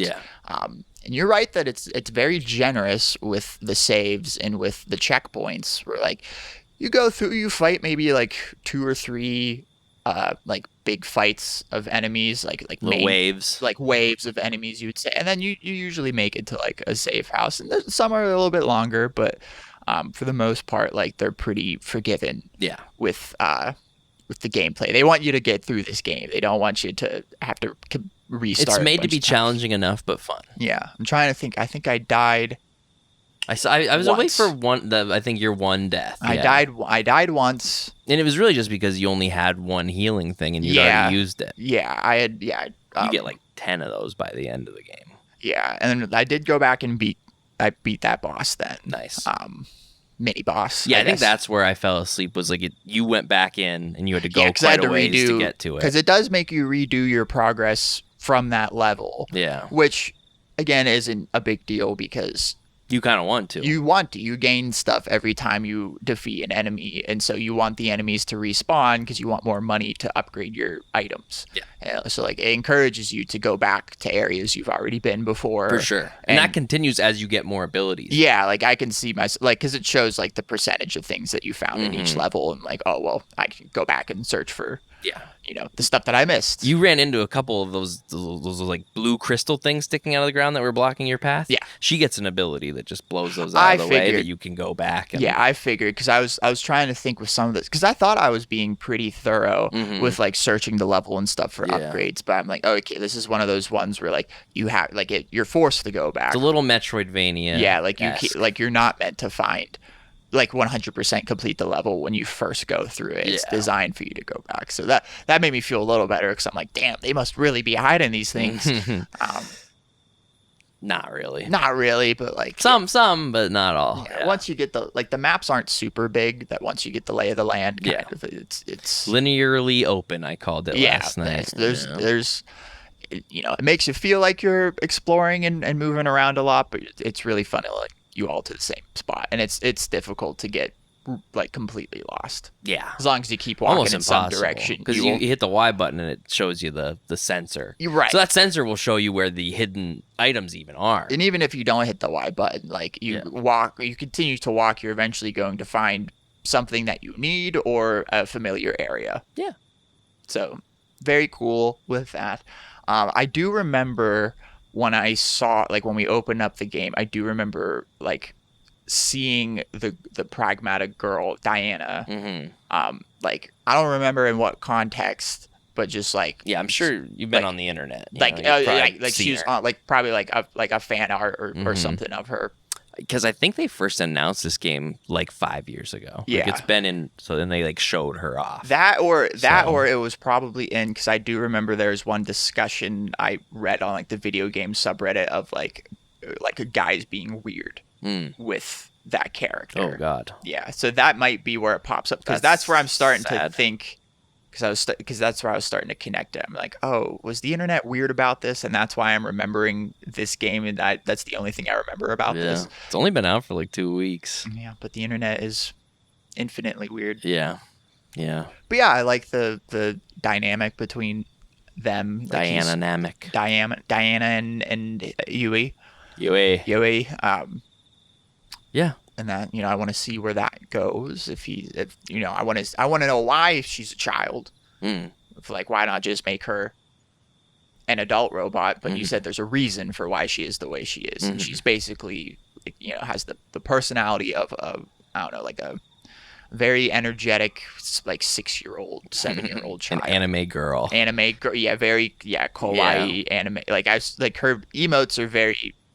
Like anime, like Japanese. They're not the worst, but like they have. It's not egregious. It's kind of like Luffy in the live action. You're right. You're kind of like, just pops out of nowhere. That's sometimes. Not really how humans act. Right? Yeah.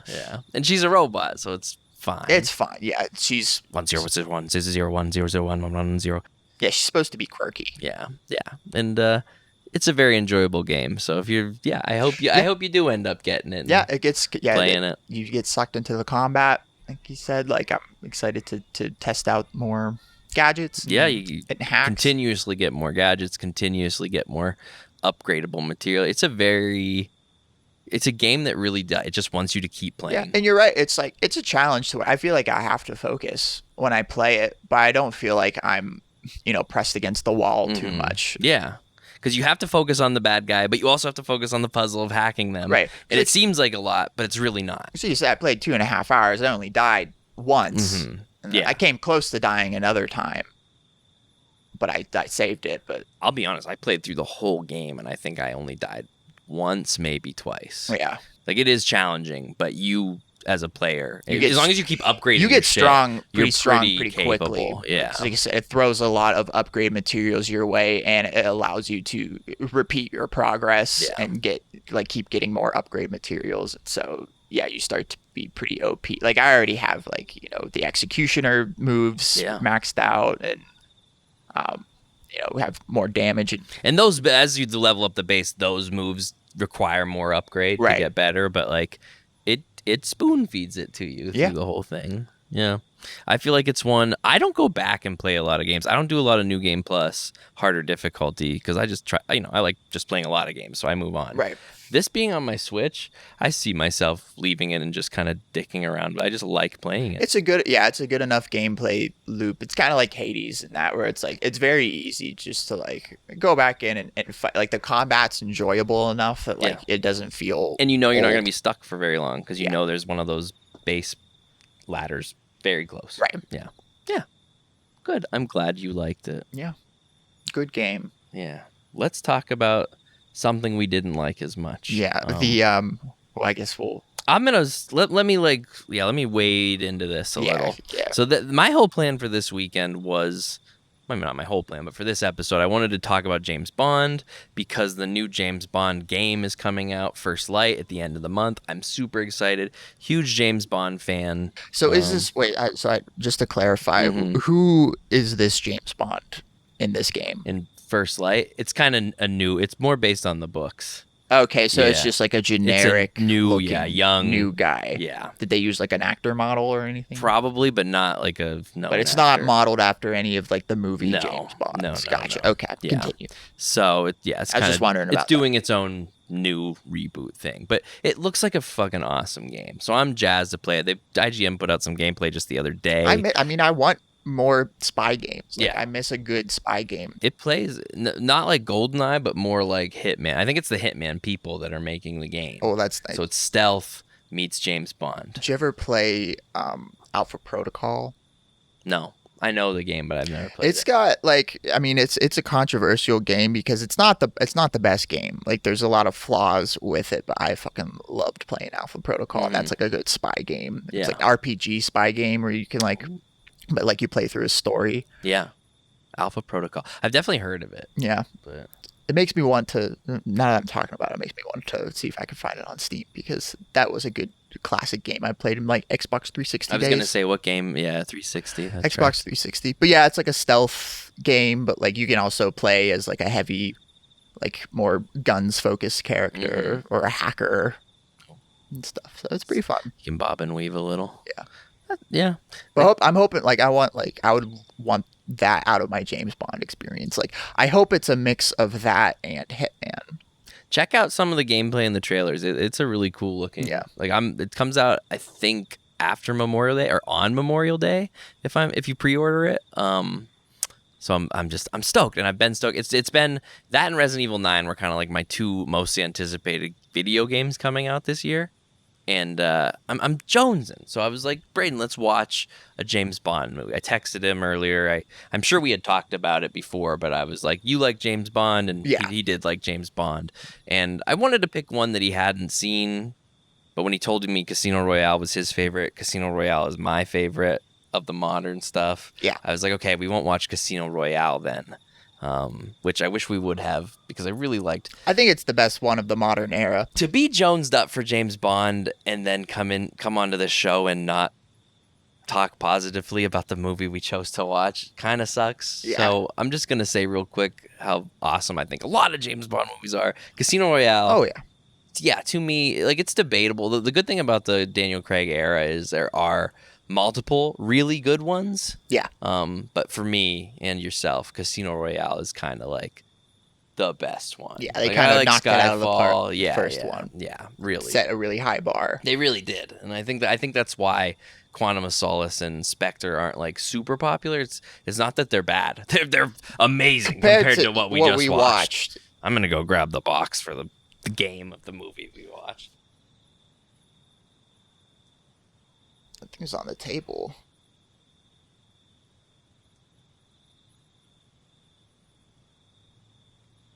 So last night, as we watched our movie for our In the Dark segment, Braden and I watched From Russia with Love.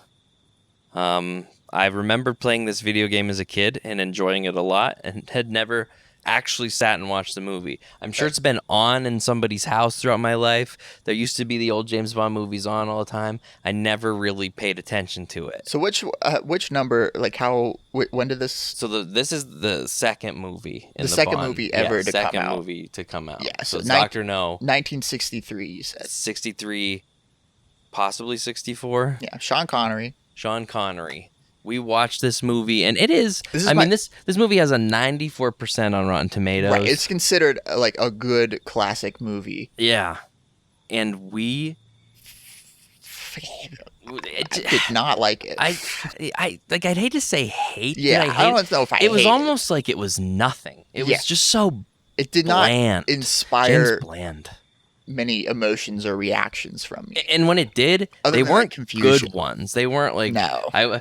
I looked at you a lot when things were just like overtly sexist and like I get that people we say, knew what we were people signing shouldn't up judge for. these movies based on that, but it's like it's so much that it's hard not to. It's a very big part of the movie, and it's like the action isn't there. Yeah, we'll do non-spoiler thoughts, and then we'll dive into whatever spoiler we can. But like, this movie almost put us out. I mean, Braden and I almost went to bed twice. At like 9 o'clock. So we had to pause it midway through because we were falling asleep and we had to take a break. Mm-hmm. Like we weren't. And it was the beginning of the movie, so we were still kind of giving it the benefit of the doubt. We're not at the climax yet. Yeah. So it should get. It wasn't. I don't think I thought it was bad by that point. I just was like, it's of its time. It's a slow burn. Yeah. It's a 64 movie. It's movies were back then. Filmed like it's a stage play. Yeah, people had longer attention spans. There weren't a lot of movies to compare it to. Right. But then we watched the second half, and it just, it was only an hour. It was 1 hour that we had to sit and watch, and it felt like it was going on forever. The scenes don't change. Like, they were on that train for like 3 big scenes. Yeah, they did not have many sets of the movie for this. Like, you could tell a lot of these sets were shot in just like, normal like Hollywood studio. Which, like, that's what they did back then. Like, you can give it the benefit of the doubt, but like, God damn, it just was so boring. Yeah. And not only was it boring, and this isn't our first movie. We can understand plots, but there were lots of times I'd turn to Braden and be like, "Do you know what is going on? I was really why? Yeah, because like any of this is happening with these kinds of movies. Like, I never understood the plots of a lot of spy movies when I was young. So I was like, as an adult, I can follow things easier now. Like, I can follow what's going on in this movie, even if it's an old movie. And I was following it like for like the first 10 minutes, and then it started to go off the rails because they started to do a lot of things that, like, I don't know, I had to figure out what they were trying to do and stuff. Like a lot of his spy scenes where he'd be like, there was one scene where it was him sneaking around, the woman sneaking around, and the Russian blonde dude sneaking around in a scene, and it wasn't clear to me that they all couldn't even see each other, right? Or if they all knew, but I also they were there. Didn't know what was happening or why, and that was just one part. Yeah, it happened a few times. There were scenes where I'm sure they explained it at some point, but it was quick. It wasn't like really well established. Like, yeah, we were watching it. Yeah, we were watching the movie. To figure it out. It's just and like. There were so many scenes that it was just like you could like I said, it feels like a stage play that was filmed, because there's like one where he goes into an apartment. He's looking to see if his room is like fucked with, but like it's just him looking around, and the only thing that makes it interesting is that they play dun dun dun dun dun dun dun dun Yeah. dun dun. Like, Otherwise, it's just him walking around in a room. Yeah, For like a while. And there are scenes where it is just that with no music, so it's like, okay, this is. So that's a very old movie thing to me, when there's like a lot of like lingering shots with like silence. Yeah. And it's just like them doing so, like it's not like significant either. It's just like that, like they just didn't have anything to put in the background for this. Yeah. And sometimes the music will pop off, and you can tell, and like they made movies for the movie theater back then. You could tell that the effect of some of these things would be better felt in a movie theater. Yeah. But man, dude, this movie really took the wind out of my sail for like any of these older James Bond movies. And I was optimistic for it. Like we wanted to. Yeah, I wanted to like the it. choice of movie was like, let's do an old one. Yeah, and even like you said, the first 45 minutes, we were like, we're still giving it the benefit. We of were the doubt. kind of complimenting it at the start. We were like, oh, we're seeing where like these movies inspired other thing. Like you can see the a lot of breadcrumbs, like origins of like popular tropes today that are like, oh yeah, that's directly from James Bond. Like you said, like Pokemon, right? Like has like villains modeled after James Bond villains, and stuff. Yes. Like straight down to like the pet and the cats and everything. Yeah, and, like, well, it's not. It's he's petting the cat, and they're not showing his face. Yeah, and it was like it felt campy to us, but that's because we've seen the trope that thing inspired. Yeah. To where like when you see the real thing, it's like, it feels campy, but it's like no, that's the original. But we still liked it. It's just I wish that all of that was just in a better movie. Yeah, it wasn't the campiness that took me. It wasn't the melodrama of it all that took me out. It was just. I wanted more campiness. To be honest, I wanted it to be sillier. I thought it was going to be goofier. Well, I saw somebody say this was like the one that like it was less campy but focused more on characters, and I was like, did it? What characters? What characters? Yeah. I don't even know if I could say I the know Turkish James guy who Bond's died? character. Yeah. I liked him. Yeah. Yeah, I liked him too. He was a cool character. Yeah. The movie kind of got worse after he died. Mm-hmm. There was like one good fight scene, and I say good fight scene because it's an actual like choreographed fight scene. But by then I was already falling asleep. Like I remember watching that scene and you saying you liked it, and I was just like, I was fighting to stay awake by that time. But that's the climax of the movie. Yeah. Is that fight scene. It's the one choreographed fight scene. And it's still, for the most part, just them... There's still like 20 minutes left in the movie after that. And they're just tackling each other. Like, it's not like, you know, stuff, again, we are used to today. Where, like, you know, these guys are actual martial artists and stuff. It's just, like, them kind of, like, tossing each other into cabins. It's action. And we could talk about just him as a character, like James Bond. Let's talk about him as a character. Ugh. So it's weird that this is the first interpretation. This is the first guy. Like, he is, to some people, the unequivocal representation of James Bond is Sean Connery. Yeah, which as an actor, Sean Connery's doing what he's given. Yeah, you know what I mean? Right. Like, it's fine. It's a good job. It's not his fault that they wrote a character who's having a coma dream. Right. It's not his fault. Yeah, so explain your coma dream theory. Chase had a theory. This movie just feels like a coma dream, and maybe they're all like this in this to this extent, but it's just crazy that every woman that James Bond meets wants to fuck him. He wants to fuck them. Unequivocally. They want to fuck him. There's no issues with consent because they've immediately consented. They're like, I'm gonna, like, everywhere he goes, like that one scene where the lady's just belly dancing, like she goes to James Bond. Right, specifically. It's for everybody, but she goes to him. Yeah. The movie starts with him with some bitch that he's fucking. Money pennies, all, like every girl that sees him. And it's like, I could buy into this if he was like showing that he was good with women, right? But like they're He's just kind of immediately on to him, to the point where he is the main girl in this movie, the Bond girl in this movie. They meet with her already in his bed. They both know each other because they have a picture of each other, and that's how they were like briefed on each other. Yeah, they were like, I don't even really understand. She was like a contact for him, but like was a spy for the Russians, but like Spectre. He knew that. Or she didn't know she was a part of Spectre. She thought she was doing Russian shit. Yeah, Spectre's like playing Russia and Britain against each other. Yeah, which like that's fun. Yeah. but not enough. But I wish that's one thing I could say I wanted more of in the movie is more Spectre stuff. Sure. Like more into their organization. Yeah. That was interesting to me. Yeah, but you don't really. No, it's just the one dude, and we don't even really get to know much about him. Yeah, he plays chess. I still don't really know his deal by the end of it, and he died, and then they move on. There's no deal to be had there. Yeah. But this girl, they have sex the one night, and I don't know at what point the movie's like she's no longer the spy, or she's fallen in love with him. Yeah. And she tells him how much she's pretty much in love with him, just smitten with James Bond. It's almost immediate that she's crazy. in love with. Like she's like madly in love. Like completely like every woman loses about 50 IQ points around him, and he becomes just like a drooling baby that just loves him. Which is like whatever, but it's over the top. It's very so over the top. much to the point that my only reaction is he's in a coma. Yeah, we could say like this this offends our modern sensibilities, but I feel like that's even ridiculous for the time.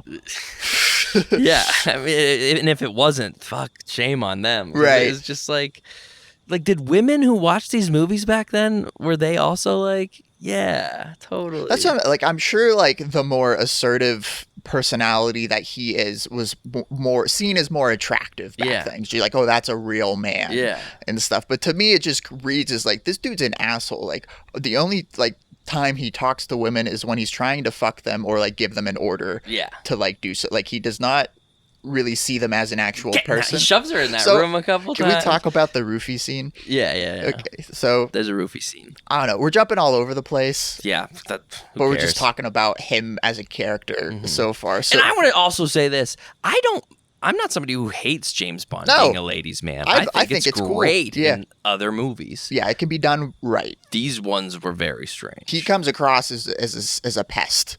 Well, that's another thing in Casino Royale. It represents him getting fucked over by a woman, and that's why he becomes kind of hardened. But in this movie, it's just like he's just a asshole to be an asshole. Talk to me about the roofie scene. The main bad guy from Spectre, I don't even know his name. He doesn't have a cool name. Number 1, isn't he? Or number 3? Aren't they just named things? He's working for number 3. Okay. I don't know. I'm sure they gave us his name. Probably. They did not state it many times. He plays chess. He plays chess. Are you talking about the chess guy, or are you talking about the blonde dude? The blonde dude. Okay.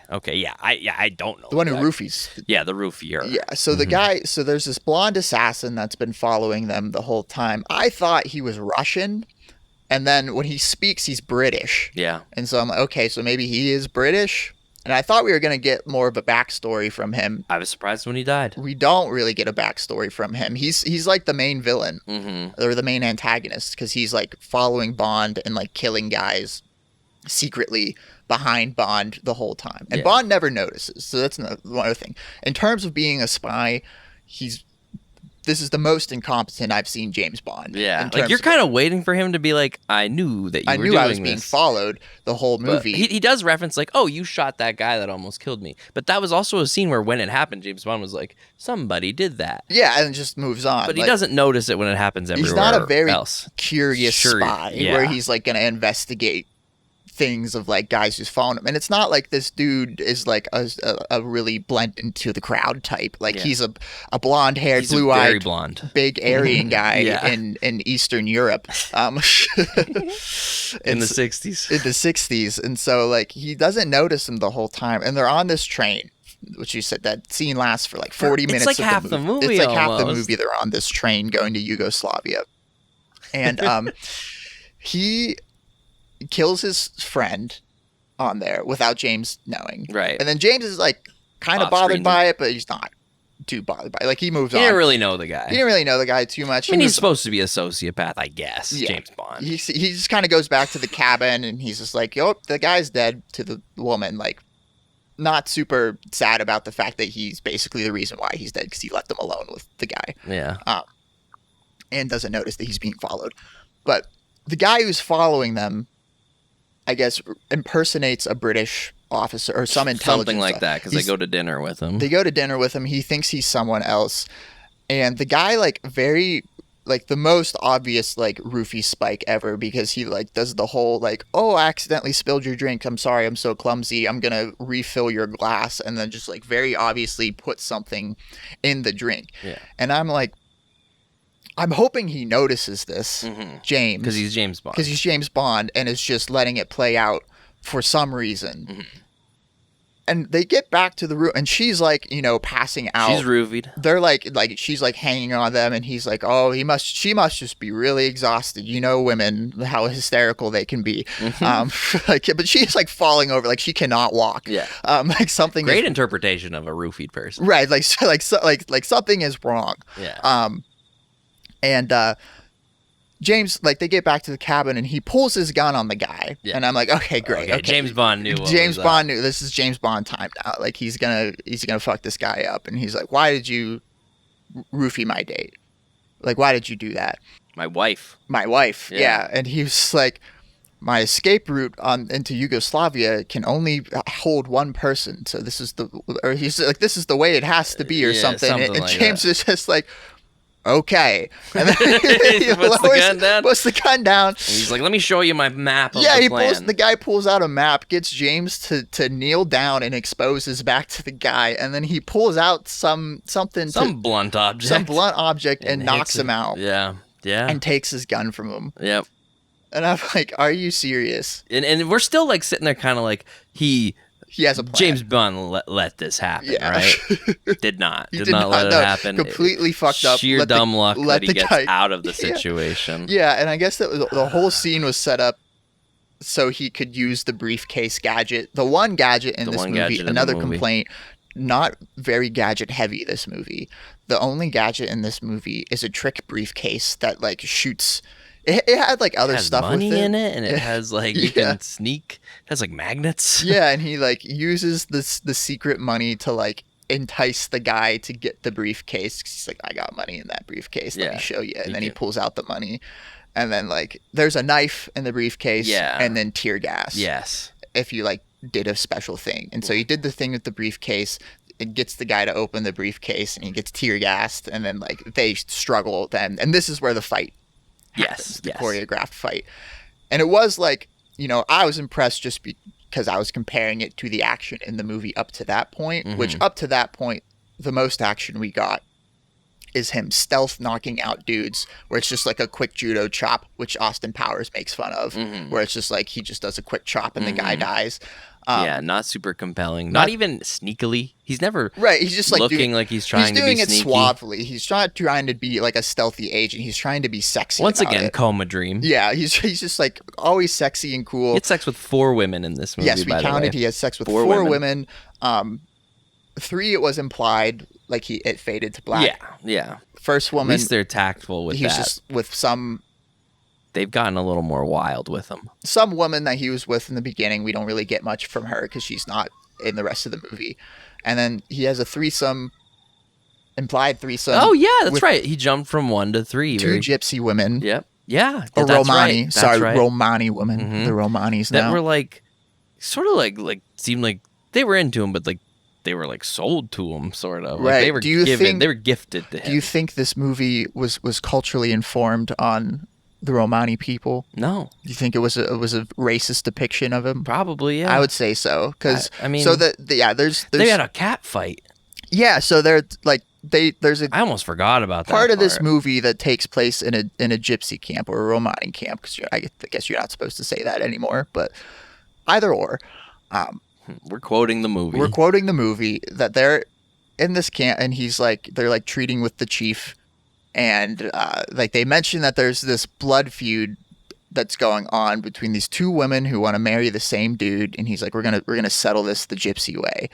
And so he's like, you can't interfere no matter what happens. And then these 2 like young women come out, and like, you know, this, you know, sexily dressed attire, skirts, and then they like hike up their skirts, and they're just like in these short shorts, and then for like a good, I don't know, like 2-3 minutes straight scene of just this cat fight Yeah. of these women just like mud wrestling basically. Cat fight's a good way, but it's not even like we're just calling girls fighting a cat. They are scratching. They're scratching They each are, other. Yeah. They're like making yeah. cat noises. Yeah, and just like all over, like, you know, like their boobs are boobing, like their butt, like yeah, it looked like porn. It looked. I forgot shot. about that. We were like, this looks like.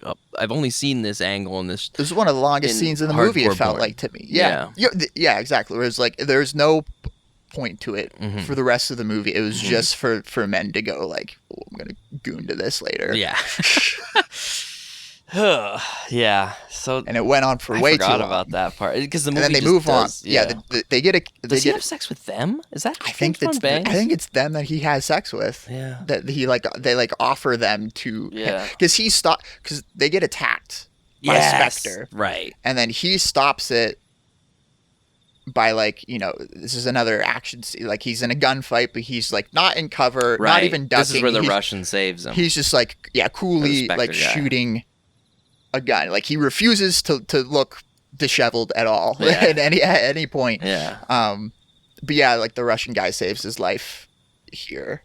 But yeah, to reward him for saving their lives from the attack, which he didn't really. They still killed like half the camp. Yeah.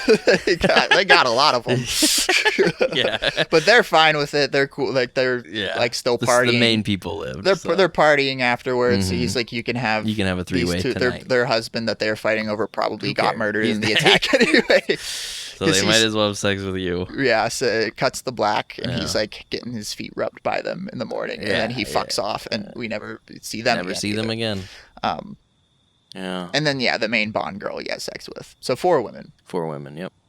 Yeah, because it ends there with her. He abuses her. He slaps her in the face. He slaps her in the face. You know, I will allow that slap in the face just because he knows she's or at least a Russian spy. He knows. They both know they're each other's enemy.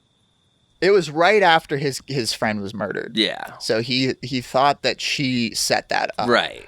And so he was trying to get. She didn't. He might as well slap her. She didn't. Yeah. No. That's the thing. She was innocent. She thought she was working for Mother Russia. She did think she was innocent in her head. Though. In her head, to James Bond, she's still a Russian spy. She did not realize whether she doesn't know she's Inspector or not. Right. The Russians are not the main antagonists of this movie. The Russians are getting played too.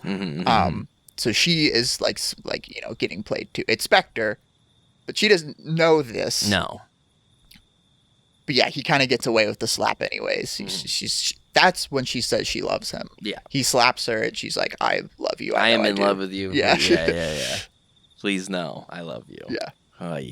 Yeah. Just it's not even that it doesn't hold up type of movie. It's just I don't understand how it was ever like wow of a movie. Like there just must have been nothing. I'm glad like other movies took stuff from it and rolled like you can see this DNA in Indiana Jones. Yeah. And so I'm really grateful for the things that it has done. You know, the locations that they go to, the aesthetic of those locations they went to some cool interesting places. They went to Istanbul, to Zagreb and that's stuff like all great. It's just in this movie that is just boring and just I don't know, just not doing it. It just did not do it for me. Just didn't give me enough of what I was expecting from a James Bond. I thought I was going to see this classic movie that would make me I thought I was going to feel the way I did about all the things in the beginning that I was like, hey, right, I respect that the whole time. Appreciate where it came from. Like I knew there was going to be parts that didn't age well, and that I probably was going to find boring. I did not think I would find it almost unwatchable. Right. To where I'll never watch this movie again probably unless someone. I might re-watch the end just because I was falling asleep so much just to really see the ending. Yeah.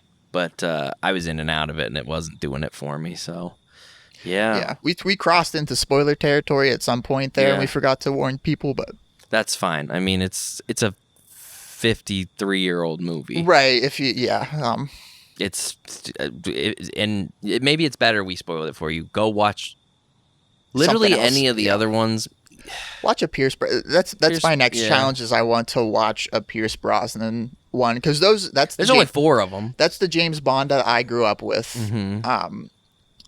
and I want to see if any of those are as good as I remember, because that was like my introduction to James Bond. Yeah. Were those movies. I watched GoldenEye not that long ago, and I was still like, okay, still good. Yeah. Still good. This, that's what I feel like. Not good. They're the 90s. It's 30 years of like advanced special effects. A lot of this movie, it's not its fault, but it's just right. It's hard. You could see the limitations of the time. It's still like kind of old Hollywood. You know, this whole movie is essentially anti-Soviet propaganda. Most of these movies were. So like you got to view them in that lens too. But it's just, once again, I just wish there was a better movie. I just wish they cared to make things make a little more sense to me. Yeah. So honestly, I wanted more of the Soviet Union stuff. Yeah, because I thought that was interesting. When she was like getting interviewed, and they like knew how many lovers she had, and the stuff. beginning of the movie was actually really good, because that shit did happen. Like they did know, like you can't leave this room about if you don't do this mission, you'll die. We'll kill you right here. Yeah, you have no choice. Yeah. The beginning was like the first half hour, though it was slow and boring. I was at least into it enough, but then it like we said, it just petered off. Yeah, I wish I had more good to say. I think I tried to sprinkle in some positive into this, like overall. Even like the humor is like it's 1960s humor, so like we don't. I did feel like I just wasn't getting a lot of like just the reactionary things people would say to each other with these like quips. I guess they were. I just was like, I don't get that at all. Like that's why I was lost in the movie, because people talking bully to on each the other. pokey. Yeah, like what? Yeah, like okay, makes sense. Yeah. I don't know. It sucks I thought we were gonna kick off season 4 with like a in the dark segment, but this kind of became more of a shit talk. We're sorry if this is like your uncle's favorite movie. Yeah, or if it's even yours. We're sorry that we don't like it. Yeah. Tell us why you do. We're not gonna like everything. Yeah. This is like when I watched Flubber with Sam and Kieran. Like I remembered liking Flubber, and then we watched Flubber, and I was like, "This movie is actually complete dog shit." I liked Flubber too, but I could tell that movie, like just from watching, like not even that it didn't seeing age the well, movie it cover. sucked. I was like, the movie cover it didn't age well. Oh, dude, the movie itself does not age well, but it's the same vibe. It was like something that I thought I was gonna like, and then I watched it, and I was like, "Oh my god, this sucks." I'm falling asleep. It's not even 9 o'clock on a Saturday." Yeah. Fuck. And I took a break. Yeah. I took a little break to wake up, and it still was like, no. So, I don't know. Braden and I, we'll try to watch a more positive James Bond movie and come back in the future. I'm definitely not. This did make me like interested in James Bond again, but just I want to see a good James Bond movie. We know there's good ones. Yeah, I know they are good ones. So like I want to see one that I haven't seen before that is good, or one that I haven't seen in a long time. Yeah, I'm going to be reviewing. I know the shit Casino out of that Royale game was when good. It comes out. Yeah, Casino. I'll probably be watching Casino Royale soon, because I just now I need to watch my favorite James Bond movie to get me past. Just like, oh wow, this is where we started. Yeah. Fuck. If anything, we can appreciate how far it's evolved. Yeah. From where it started. Damn. So yeah, that's From Russia with Love, the second James Bond movie. Maybe we'll tackle one of the other ones in the future. You know, a Dr. No, or a what's the one, Goldfinger, I believe, because Gold members awesome powers. Yeah. So I don't know. There's like 6 or 7 with Sean Connery. And I think he's got like the most, because I think Pierce Brosnan only has 4, and I think Daniel Craig only has 5. So there's stuff to work with there. Yeah. It's just hard because, like, you know, I looked into this movie. It was so well reviewed. I was like, okay, it must be good then. Not to me. It's probably because the people... God, we both didn't like it. The only people who are reviewing it are the people who grew up watching it. Yeah. They'd have to be. Oof. So that's that. All right. Well, shitters, I'm still going to be positive here at the very end. Thank you for watching the season 4 premiere of Nerd Shit in the Dark. We'll reiterate, we understand that this came out in 1963. Yeah. That like it's a lot of what we complained about is not necessarily the movie's fault, and we can still recognize that like I'm sure it was popular for its time. For sure. It was popular for its time. It definitely was. Yeah. That's why it exists now. But it just did not hit with us. Not hit with us, and that's okay. We weren't alive when it was made. Not so, everything is gonna age well. No. Especially that one. Especially, I mean, like I said, if anybody's watching and wants to tell us why they like this movie so much, I would like to hear someone's opinion. I would like to hear some opinions. I thought I was gonna get Kaylee's opinion, although she doesn't have one on it. Yeah. Because she's seen it a long time ago. She thought we'd like it. And and when I said, oh, we didn't really like it, she was like, really? Like, she was surprised. So I was like, oh, do you like it? Can you tell us what's good about this movie that you like? Yeah. Because we're trying it's hard to come up with. We are trying to find it. Yeah. Yeah. Yeah. That's okay, though. Sorry, guys, but...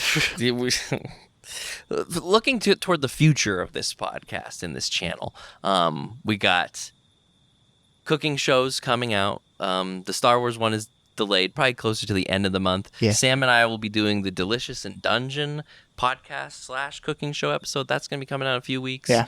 We're back and we're ready to go, and we're ready to bring in some more positive stuff in the coming weeks. We're back to the 2-week schedule, hopefully. Depends on if my kidney stone stays at bay.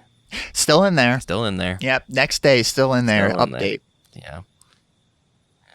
But with that, I guess we're out of here. Yep. So good night. Sleep tight. Do not let the shit bugs bite.